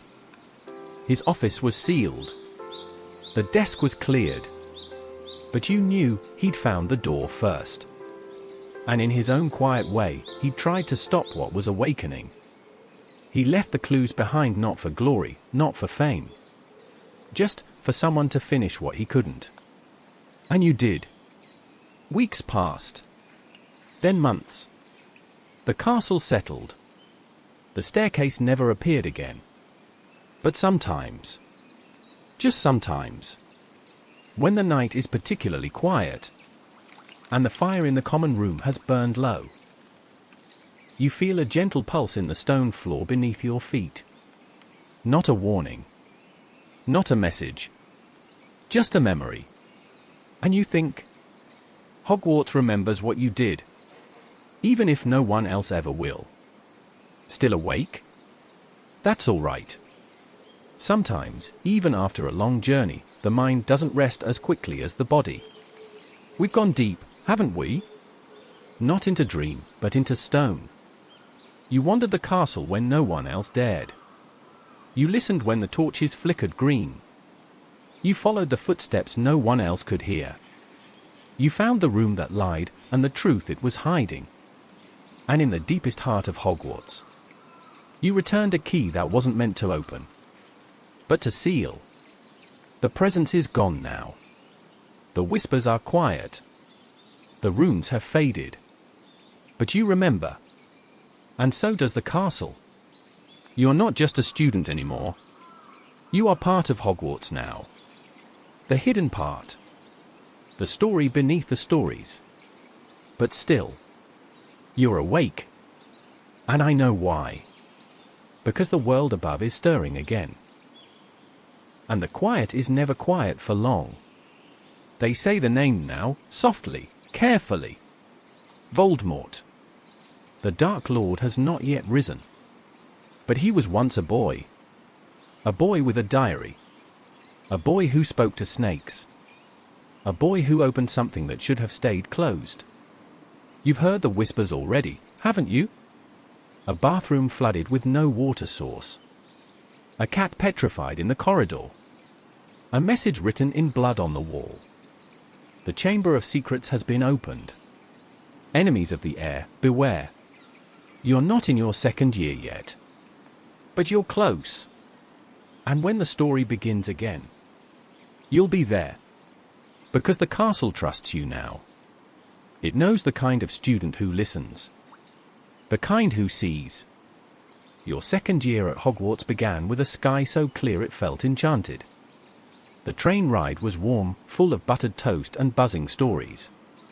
And the Sorting Hat song, this year's, was longer, slower, a little more serious than last, spoke of house unity and forgotten truths. But underneath it all, something felt wrong. You couldn't name it, not at first. Just a hum in your chest. A stillness in the staircases, like they were listening more carefully this year. The halls echoed differently. The portraits paused before speaking. Even the ghosts, nearly headless Nick, the fat friar, even Peeves, seemed to glide more softly. The first time you heard it was the second week of term. You'd gone to bed early, your robe still smelling faintly of grass from a late afternoon herbology lesson. But sleep didn't come. Instead, you lay still, watching the moonlight crawl across your dorm ceiling, listening to the slow breath of your housemates. Then, beneath it all, so faint you might have imagined it, you heard water. Not the pipes. Not a drip. But something moving. Something long and heavy, slipping through stone. You sat up. The sound faded. The next night, it returned. And this time, it whispered. Not words. Not language. Just breath across stone. Like something huge inhaling, just once, beneath the castle. You told yourself it was just the castle shifting. Magic settling. But you knew Hogwarts better than that. And on the third night, you followed it. Your slippers barely made a sound as you slipped down the staircase, past the snoring portraits, past the notice board with its reminders about Hogsmeade permission slips and confiscated dung bombs. Down through the castle's sleeping heart, where every step echoed longer than it should have. The whisper led you to a corridor you rarely walked, one of the ones near the second-floor lavatories. Students avoided this one. Not because of fear, but because of inconvenience. There were rumors of flooding. Stalled plumbing. And, of course, moaning Myrtle. But tonight, Myrtle's bathroom was silent. The torchlight flickered as you stepped inside. The mirrors were dusty. Cracked. The tiles damp and cool. The stalls sat crooked on their hinges, and somewhere above, a pipe let out a tired groan. You stood still. And there it was again. Not in the walls, beneath them. A sound like slithering silk. Not hurried. Not fearful. Just passing. You leaned down to the cold tiles, pressing your ear to the floor. A whisper brushed your skin. Not from the hallway. Not from a person. From within. Then, behind you, a voice. You're not supposed to be here. You turned too quickly, nearly slipping. Myrtle hovered beside the sinks, half phased through a pipe, her wide eyes narrowed. She didn't scream or sob, not yet. Just hovered. I'm sorry, you said softly. I heard something. In the walls. Myrtle floated closer, face unreadable. You shouldn't listen to them. They don't like to be heard. You swallowed. What are they? She didn't answer. She floated back, arms crossed over her chest. Then she muttered something. You only caught one word. Again. You took a step toward her. What do you mean, again? But she'd already vanished through the wall. The bathroom was cold now. Colder than before. You looked toward the row of sinks. One of the faucets, third from the left, was shaped like a snake. It hadn't caught your attention before. But now it gleamed, even in the low light. Its mouth slightly open. And suddenly you remembered a detail from a story you once heard about the founder Salazar Slytherin. He was a parcel mouth. A speaker of snake tongue. You knelt beside the tap. Looked closer. There were faint scratchings around its base. Not letters. Not numbers. But symbols. Worn nearly smooth, but still there. You reached out. And the floor beneath you is shivered. Not cracked. Not groaned. just shifted, as if something far below had rolled over in its sleep. You stood and stepped back. No one else would believe you. Not yet. But you knew this feeling. The same one you felt last year before the room found you. The castle was waking again. But this time, it wasn't calling you gently. This time, it was warning you. You couldn't stay away. After that night in the bathroom, after the whisper beneath the floor and Myrtle's strange half-warning, you told yourself you wouldn't go back. That it wasn't your mystery to chase. That it belonged to Harry Potter now, and the castle would speak to him when it was ready. But the castle kept speaking to you. It was never loud. Never urgent. But it was constant. A rattle in the pipes when no one else seemed to hear. A cold breath against your neck when the corridor was empty. A flicker in the mirror, too quick to be caught, too steady to be imagined. And then the attacks began. Mrs. Norris, first. Poor thing, frozen like stone outside the great hall, eyes wide in fear. Her fur stiff with cold that no warming charm could touch. The message scrawled above her, in blood-red letters, the Chamber of Secrets has been opened. Enemies of the Heir, beware. After that, the castle changed again. More curfews. More whispers. More fear. But not from you. Not exactly. Because fear only comes when something surprises you. And you weren't surprised anymore. You'd felt this coming before it arrived. You were walking alone the next evening when it happened, past the long hall of tall windows that overlook the lake, where the moonlight spreads itself thin across the glass. You paused to look at your reflection. Only, it wasn't just yours. Behind you, in the mirror, faint and wavering, stood Myrtle. Not hovering. Not crying. Just standing there. Still. And staring at the back of your head. You turned. She wasn't there. You looked back at the mirror. Now the reflection showed only you, and something else scratched faintly into the glass. You leaned in. It wasn't written in blood. Or marker. Or anything you could name. It was carved, tiny, fine lines etched across the bottom corner of the glass. Runes. Old. Older than last year's. You knelt on the window bench and brought your wand close, lighting the glass softly. There were only 3 words. She waits below. They weren't signed. They weren't visible from the front. You could only see them in the reflection, just out of reach. As if the glass was only showing you what it remembered. You turned around again. The corridor was silent. The torches burned steadily. But something cold passed across the floor, just once, like a draft from a chamber not yet found. You pressed your hand to the runes in the glass. You couldn't feel them.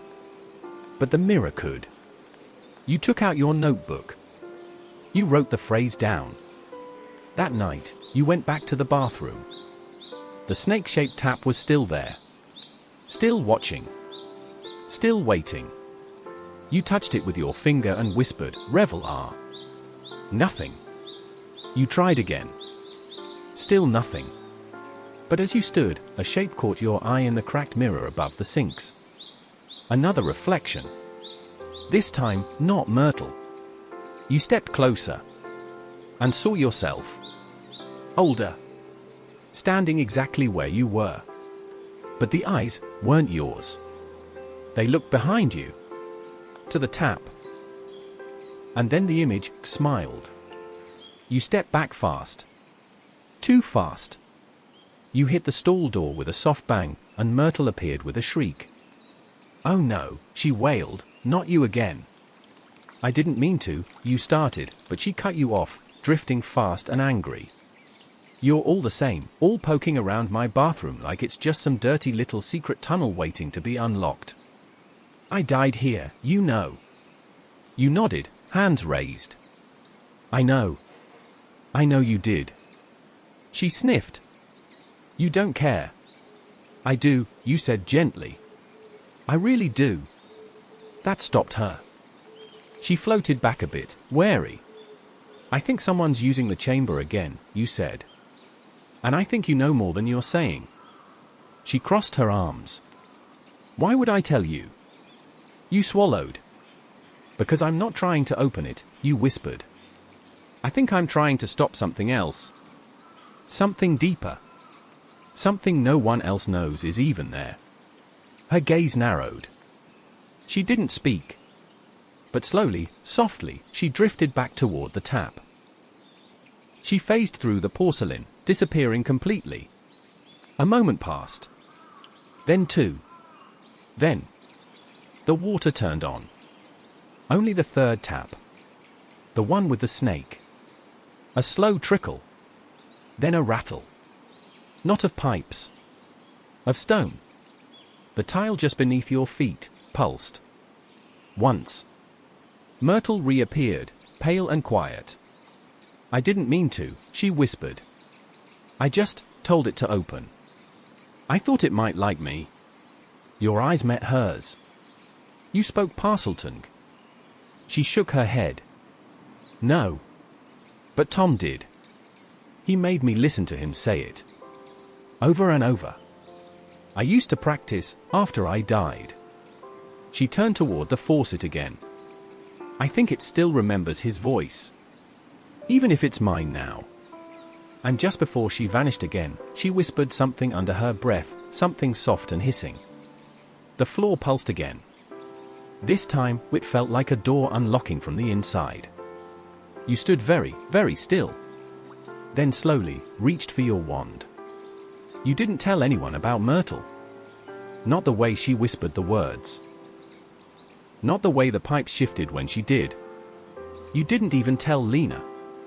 Some secrets weren't meant to be spoken, not until they settled in your chest long enough to become part of you. Instead, you returned to the bathroom each night. Quietly. Always alone. And each time, the castle seemed to expect you. The torches in the second-floor corridor burned lower when you passed, the tiles on the floor never quite held warmth, and the faucet, that faucet, seemed to tremble at the edge of movement, like it might open if you just asked it kindly enough. But the door would not open. Not to you. Not yet. So you searched elsewhere. It started with a shadow. In the library. You'd gone there to clear your mind, to read something, anything, not related to snakes, or ghosts, or ancient pipeways. The restricted section was still roped off, as always, but tonight it seemed even darker than usual, the curtains drawn tighter, the gaps between shelves somehow longer than you remembered. You turned a corner, searching for a book on magical ecosystems, and found a shape where no shape should have been. A figure, just at the end of the row. Not standing. Not moving. Just there. You froze. But the shape didn't move. It wasn't a person. Not a ghost. Not Peeves. It was a bag. A satchel. Slumped beside the base of a forgotten shelf, one that hadn't been accessed in years. You stepped closer. There was no name stitched on the leather. No sigil or house crest. Just a worn strap, a broken clasp, and inside, when you gently opened it, a single book. Slim. Black. No title. No gold lettering. It didn't hum or glow or resist your touch. It simply sat in your hands like it belonged there. You looked over your shoulder, nothing. Even Madame Pint's desk was empty. The library had emptied itself for you. You sat by the long table near the farthest window, the one with the view of the Whomping Willow, and laid the book flat on the table. It was completely blank. Every page. No inscriptions. No markings. No signature. Just yellowed parchment and silence. But then you tilted the book toward the window, just slightly, letting the moonlight fall across its spine, and something changed. Not the ink. Not the page. The air around it shifted. Attention. A breath held too long. You touched your wand to the center of the open book and whispered, "Lumos." A flicker passed across the page. Still blank. But your reflection in the glass showed something else. Ink. Not words, images. Only in the reflection. A serpent. Twisting. Coiled around a tower. Then it faded. You looked down again. Still blank. You blinked. Rubbed your eyes. Looked at the glass once more. Now a castle. Hogwarts, maybe. But not as it was. Its towers crumbled. The lake dry. The moon overhead split in half like broken bone. You turned the page. In the mirror, the image followed. A door. Covered in roots. Familiar. The one beneath the room that lied. You whispered, "Who are you?" The mirror shimmered. The next page filled with a single word. Watch. And then the book went still. The image vanished. And you were left staring at a page of plain parchment, heartbeat thick in your ears. You closed the diary slowly, hands trembling more than you wanted to admit. This wasn't like Tom Riddle's diary. It didn't speak. It didn't write back. It showed. And only in reflection. You slipped it into your satchel. You knew exactly who to show it to. Lena met you in the courtyard the next morning, the frost still clinging to the stone benches. She hadn't been sleeping well either, you could tell. Her hair was tied messily at the base of her neck, and she carried 3 books under one arm, all of them weathered and filled with translated magical histories. You said nothing, just opened the diary in front of her and tilted it toward the sun. She watched the light catch the page. And when the mirror image serpent appeared, she flinched, just slightly, but nodded. "We need a two-way mirror," she whispered. "Like the ones Aurors use." She nodded again. "Or something close. The library has one in the artifact annex. Behind glass. But we can get to it." And that night, you did. You crept through the shelves while Lena picked the cabinet's old brass lock with her wand. The mirror was heavy, framed in silver, the glass rippling faintly as you carried it. When you placed it in front of the diary and tilted the angle, just right, the images came faster. Flickering pages of places you didn't recognize. Forests, caves. Old, crumbling buildings with circular doors. A wand snapped in two. A basilisk skeleton draped across a dry ravine. Then finally, a hallway. Your hallway. 2nd floor. The message in blood. Then, beneath it, something else. A second message. Only visible in the mirror. She waits below, but not for you. You stared at the words until they faded. Lena sat beside you, her voice quiet. "This isn't just a diary," she said. "It's a memory vault. One that only reveals itself through the act of watching." You looked at her. But watching what? Lena swallowed. Watching the past, as it prepares to repeat itself. The diary stopped showing you anything after the 4th night. It wasn't broken. It still responded to moonlight, still fluttered with invisible weight when you turned the pages. But the images, those strange, glass-bound memories, were gone. The mirror reflected nothing now. Only your own tired face staring back. And so, you wandered. Not aimlessly, never that, but with a quiet kind of purpose, like someone who's lost something not in a room, but in a story. You felt it inside you, like a name half remembered or a song you heard as a child. Something missing. You walked the castle's lesser-used halls, the ones most students avoided. Not out of fear, but out of design. Hogwarts had a way of hiding its secrets just behind the places students were taught to stop looking. And then, one afternoon, while wandering the West Tower, past the dusty supply cupboard with a broken latch, down the corridor where 3 windows had been permanently bricked over centuries ago, you felt it again. That pressure in the air. That soft, invisible hum.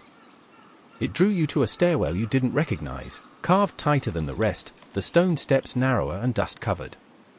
They led downward, not far, but just enough to leave the sound of wind and class bells behind. At the bottom, a wooden door. arched and cracked, swollen with age. It wasn't locked. It simply resisted.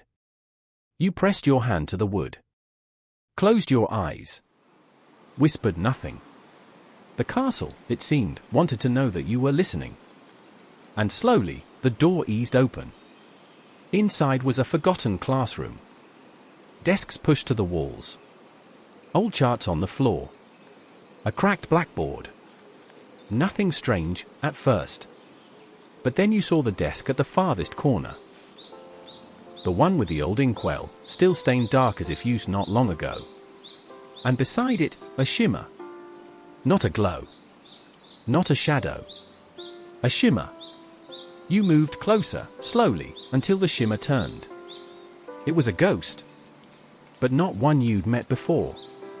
Not nearly headless Nick. Not the grey lady. Not Binns. This one was a boy. Young. Maybe 15. Dressed in a uniform older than yours, darker fabric, different cut. His face was narrow, pale, with deep hollows beneath his eyes and a long scar that ran from just beneath his left ear to the curve of his jaw. He looked at you without blinking. "You're not supposed to be here," he said, voice low and steady.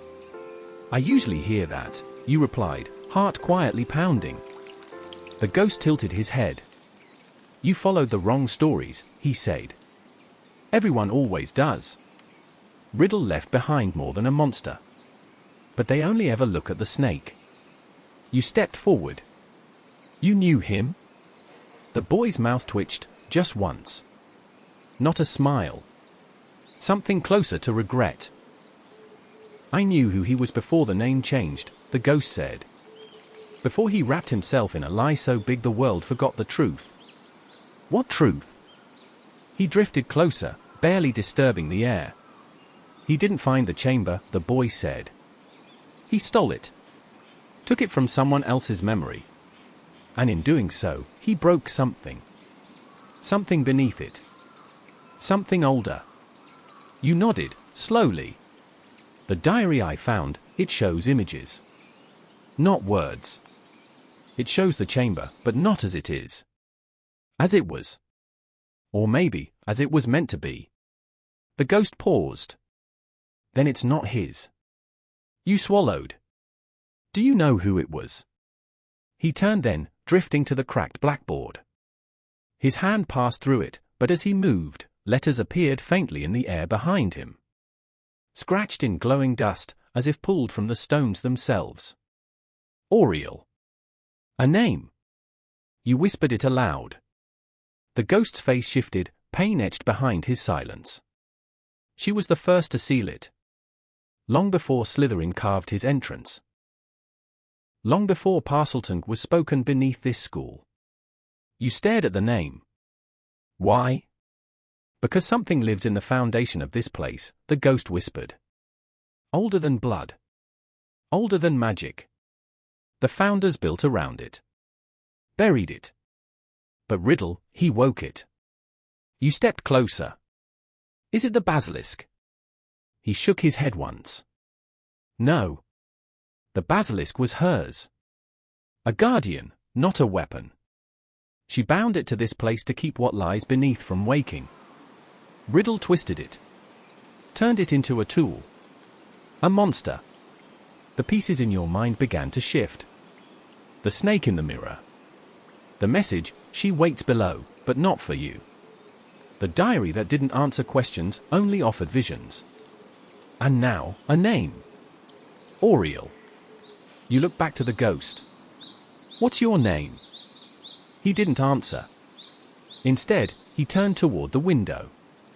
The light passed through him like a veil. You won't find her in the stories they tell here, he murmured. But if you follow the place where mirrors refuse to reflect, you'll be close.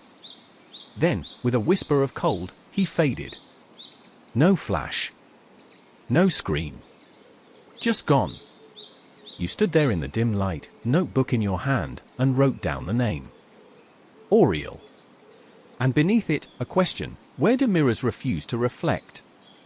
You never noticed the portrait before. It hung in one of the lesser-used stairwells on the 4th floor, between a tapestry of Wendelin the Weird and a window that no longer opened. You passed it often on your way to the library, always in motion, always with something else on your mind, runes, essays, the diary hidden in your bag. But now that you were looking for it, you realized it had been looking at you all along. He was a tall man. Or at least, he used to be. The painting was worn around the edges, the color faded, the oil surface split with fine age lines. His robes were green, trimmed in silver, but the detail was soft now, blurred as if by rain. His face was lean, gaunt. His eyes were pale. And every time you walked by, he stood in a slightly different place. Sometimes to the left, sometimes to the right, sometimes in the background altogether, staring out from the window of the painted room behind him. The other portraits didn't move this way.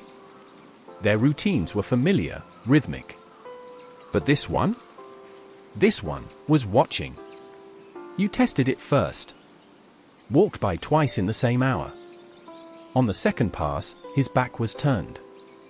On the third, he was facing you again. You stopped. And he nodded. It was so slight, you thought you imagined it. But the next evening, when you returned alone, he was waiting, sitting at the edge of the painted windowsill, one leg crossed over the other, as if he'd been expecting you. You stepped closer. "Who are you?" you asked softly. The painted man didn't answer. But his mouth curled in something between a smirk and a warning. He raised one long finger and pointed, not at you, but at the floor below his frame. You glanced down. Just a wall. Stone. Cracked like the rest of the castle. But when you looked back up, he was standing. Not in the same pose.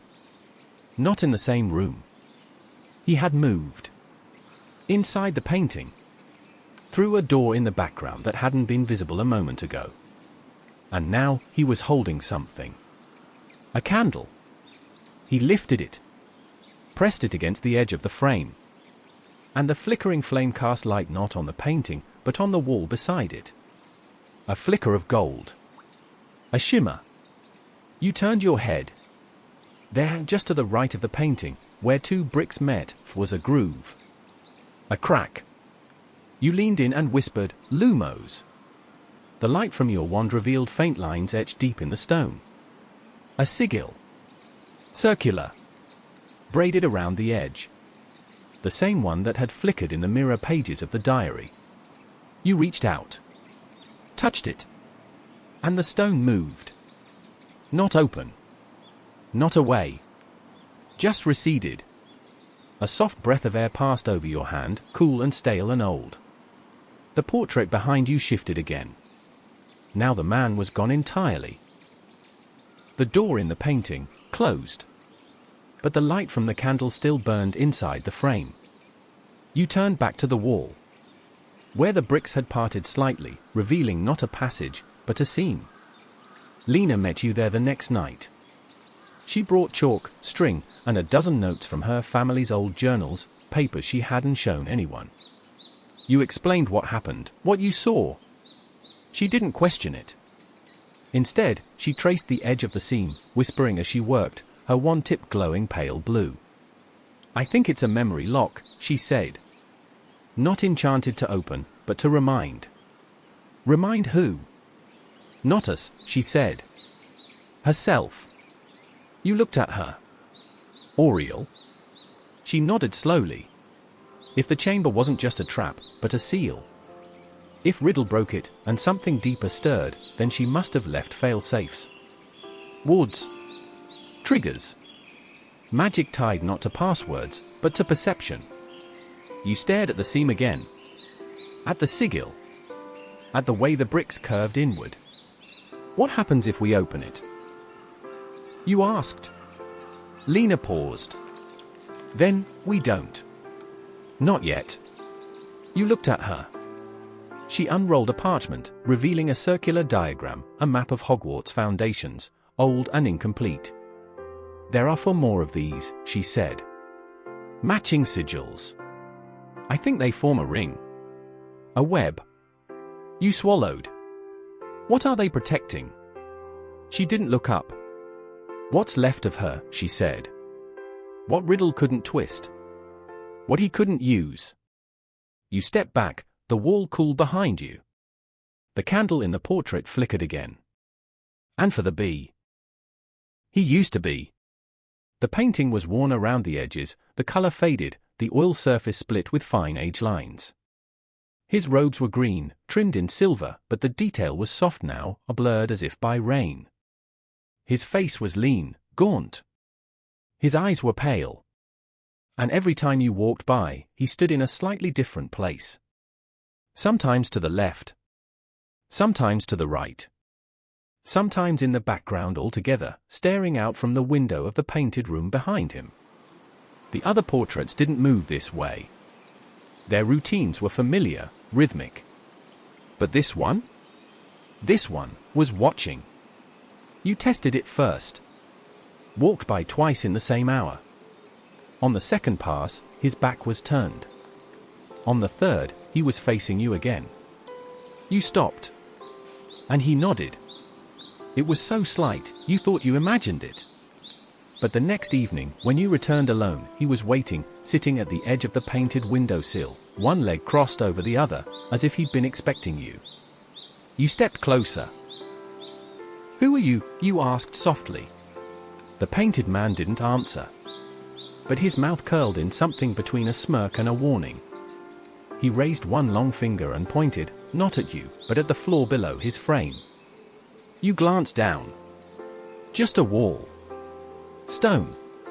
Cracked like the rest of the castle. But when you looked back up, he was standing. Not in the same pose. Not in the same room. He had moved. Inside the painting. Through a door in the background that hadn't been visible a moment ago. And now, he was holding something. A candle. He lifted it. Pressed it against the edge of the frame. And the flickering flame cast light not on the painting, but on the wall beside it. A flicker of gold. A shimmer. You turned your head. There, just to the right of the painting, where two bricks met, was a groove. A crack. You leaned in and whispered, "Lumos." The light from your wand revealed faint lines etched deep in the stone. A sigil. Circular. Braided around the edge. The same one that had flickered in the mirror pages of the diary. You reached out. Touched it. And the stone moved. Not open. Not away. Just receded. A soft breath of air passed over your hand, cool and stale and old. The portrait behind you shifted again. Now the man was gone entirely. The door in the painting, closed. But the light from the candle still burned inside the frame. You turned back to the wall. Where the bricks had parted slightly, revealing not a passage, but a seam. Lena met you there the next night.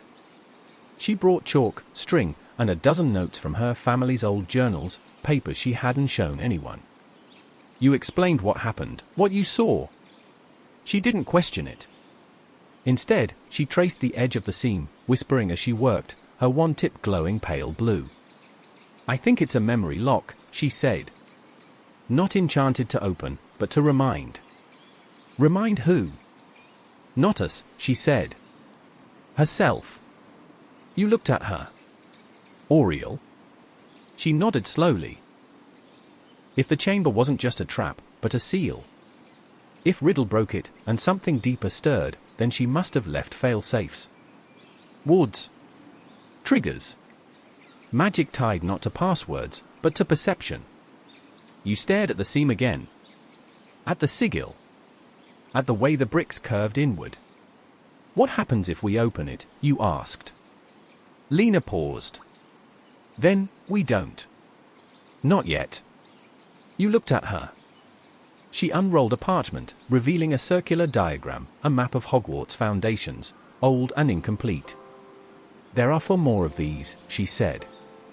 "Matching sigils. I think they form a ring. A web." You swallowed.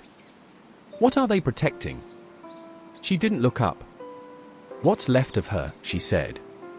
"What Riddle couldn't twist. What he couldn't use." You stepped back, The wall cooled behind you. The candle in the portrait flickered again. And for the briefest moment, you heard something behind the stone. Not movement. Not a whisper. But breath. Steady. Sleeping. Waiting. You didn't return to class the next day. You couldn't. Not really. The world above, the lessons, the meals, the laughter echoing in the great hall, it all felt like parchment stretched over something too deep to ignore.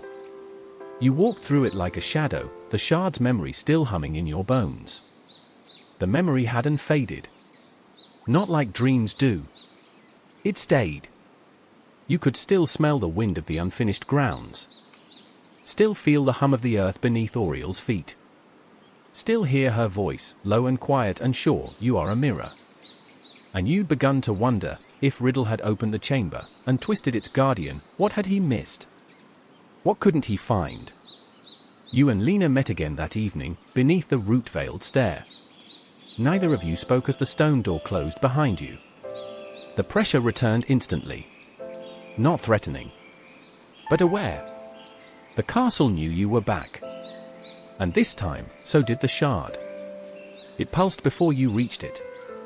A soft silver glow, like moonlight rippling across the surface of still water. It was active now. Awake. And it wasn't alone. Another figure stood across the chamber. Not a ghost. Not a person. A projection. Like a memory being played back. Faint. Glimmering. It was Oriel. Not as she was in the garden. Not young. Older. Tired. Her hair streaked with white. Her robes faded and worn. But her voice, steady. "This is my final seal," she said. Her eyes didn't meet yours, they couldn't. This was a recording. A warning left in stone. If you are hearing this, then the wards have failed. The mirror has been cracked. The serpent has been bound no longer by truth, but by command. That means he has come. And he has found it. Lena moved beside you. Both of you held your breath. "He will not find me," Oriel whispered. "I have erased myself. From portrait. From parchment. From memory. But not from magic. Magic remembers what people forget." The shard glowed brighter. She stepped forward, flickering. "He thinks the chamber is a weapon. That it contains a monster. Is wrong. The chamber was the last defense. The monster is below it." Oriel raised her hand. A diagram appeared behind her, etched in glowing air.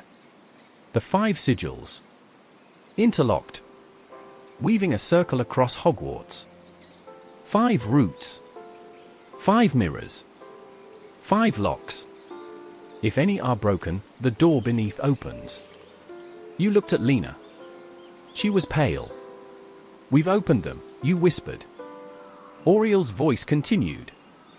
"I did not trust the others. Not Godric. Not Rowena. Not even Salazar.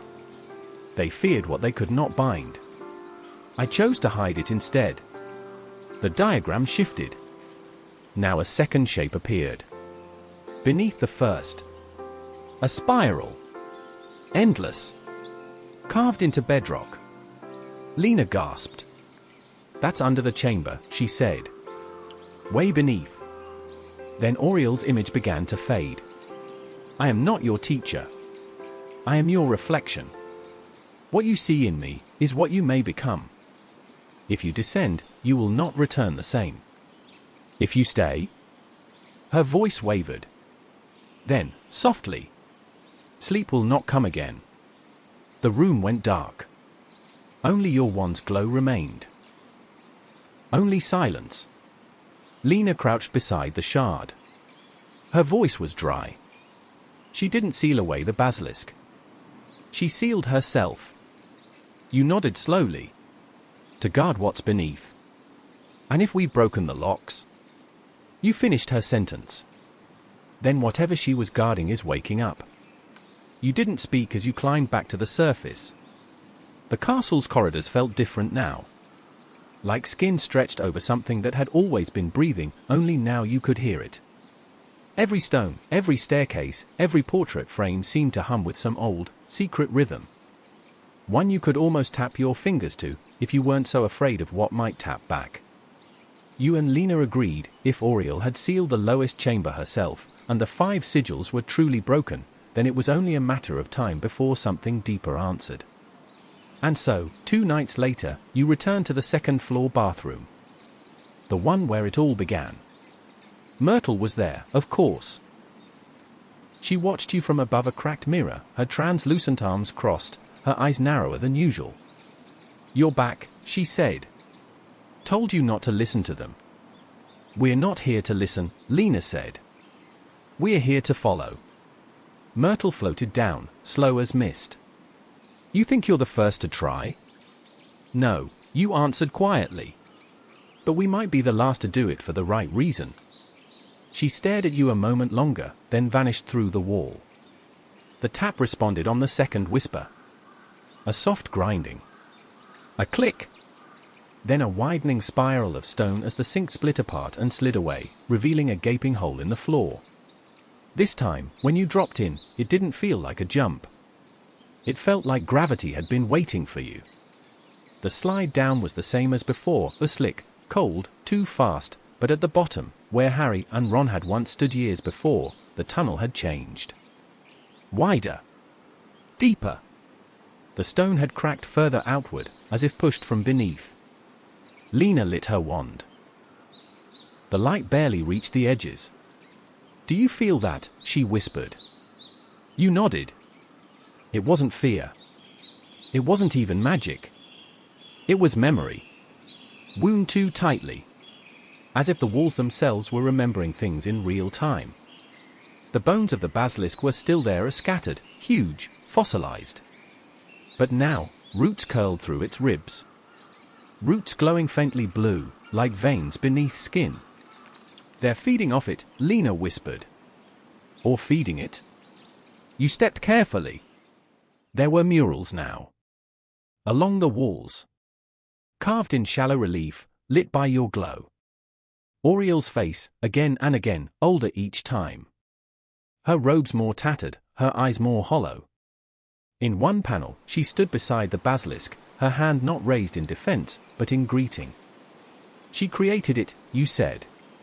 She didn't tame it. It chose her. The path led to a doorway. It had no handle.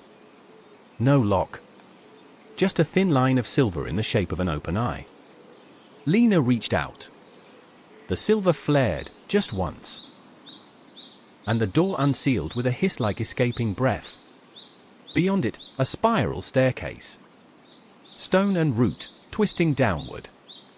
Much deeper than the chamber. Much older than the school. You stepped onto the first stair. Then the next. And the one after. The air grew colder. Not chill, but emptied of warmth. There was no sound. Not even the scrape of your shoes. Then, far below, a light. Faint. Flickering. You reached the bottom. And found a room. Not large. Not grand. But perfect. A circle of polished stone. A pool in the center. Still as glass. Above it, a statue. Not of Slytherin. Of Oriel. Wreathed in thorns. Eyes closed. Hands open. Palms facing upward, as if offering something, or waiting to receive it. Lena stepped forward. "This is it," she breathed. Her heart chamber. The true lock. You knelt by the pool.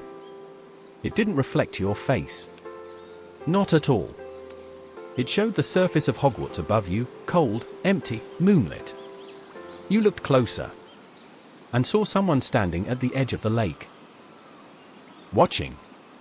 Wand raised. Then, without warning, the reflection shifted. The figure looked up. At you. And smiled. Not Harry. Not Tom. Not Oriel. You. But older. Changed. Eyes glowing faintly silver. The reflection raised its wand again. And the statue behind you whispered. The door is open. The statue did not speak again. Its voice had been like stone breathing, low and hollow, vibrating in the floor and your ribs, not heard but felt. The words remained in the air long after the silence returned, lingering like the smoke of a spell not yet cast. The door is open. But what door? And for whom? You rose slowly, your wand still casting its pale circle of light over the pool. The surface was calm again, almost blank, but not quite. The reflection still held something just below, shifting faintly like ink in water. You leaned closer. The mirror pool rippled. And then, it changed. Not a reflection anymore. A memory. But not one you recognized. This was Hogwarts, but twisted. The towers leaning, overgrown. The great hall dark. The windows fogged with frost from the inside. And there, at the gates, stood Oriel. Alone. But not afraid. Her wand was at her side. Her eyes closed. Then, from the forest, shadows began to move. Not beasts. Not dementors. Wizards. But wrong. Wrapped in threadbare robes, their wands lit with pale blue fire that didn't flicker, it buzzed. Their faces were empty.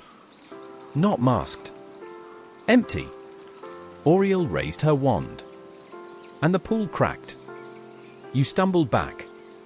A line, faint but real, had appeared across the glass surface. Lena caught you before you slipped. What happened? She asked, alarmed. You shook your head. It showed me something. Not the past. Not the present. A warning. A war. Something coming. Lena stepped forward, slowly. The statue of Oriel still stood motionless, palms up. But now, in her right hand, something rested. A sliver of silver. You reached out. It was a mirror shard. Just like the one in the first chamber. Only this one was whole. No cracks. No dust. Just smooth glass, polished and cold.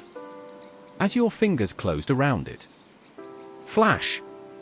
You were pulled into it. No time to react. No breath to scream. Just light. And then... silence. You were standing in a corridor. Hogwarts. But not your Hogwarts. It was brighter. The torches burned with blue flame. The walls were polished and clean. There were no portraits. No moving staircases. No sound.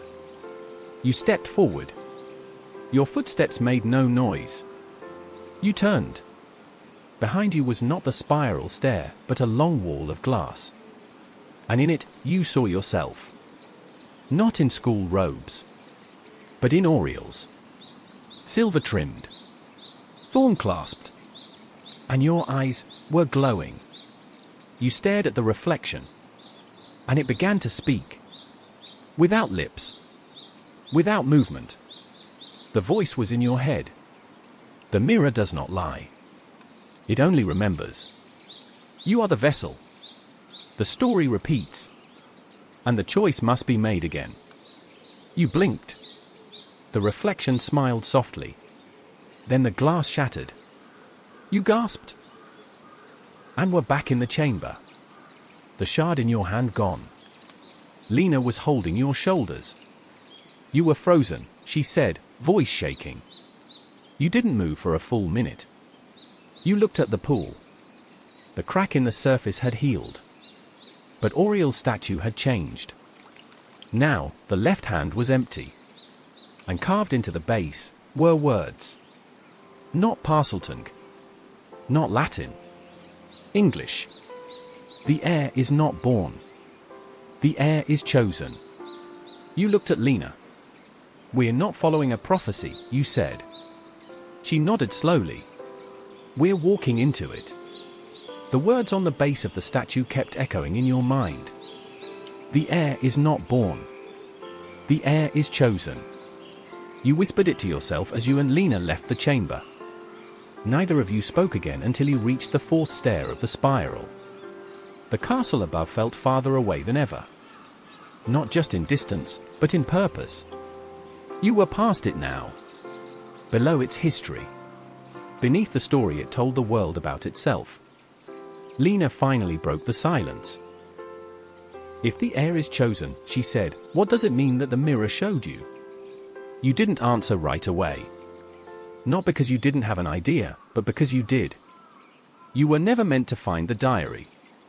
It had found you. You were never meant to follow Oriel's path. You had stepped into it. And now, the castle wasn't just allowing you through these doors. It was guiding you. You reached the surface again before dawn. The sky over the black lake was soft with pale blue mist.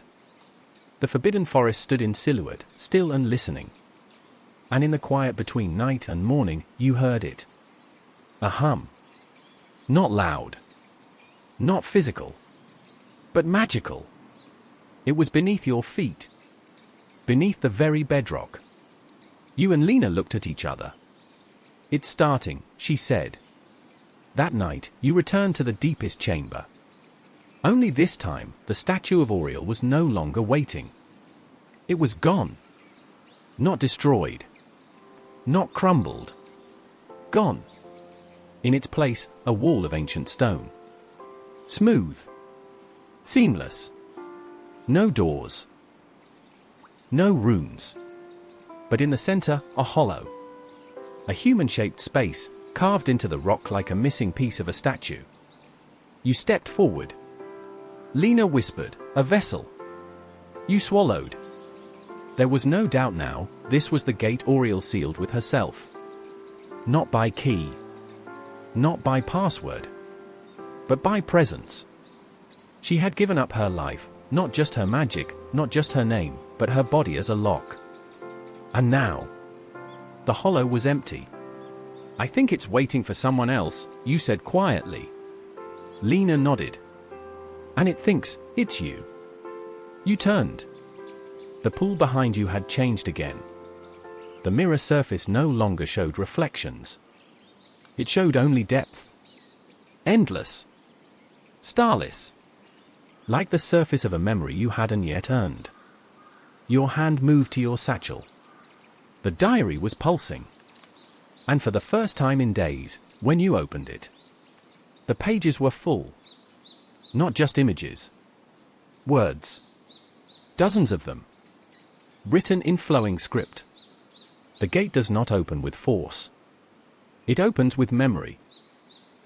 It opens when the heir steps forward not to command, but to understand. You looked up at the hollow in the wall. Not cold. Not menacing. But solemn.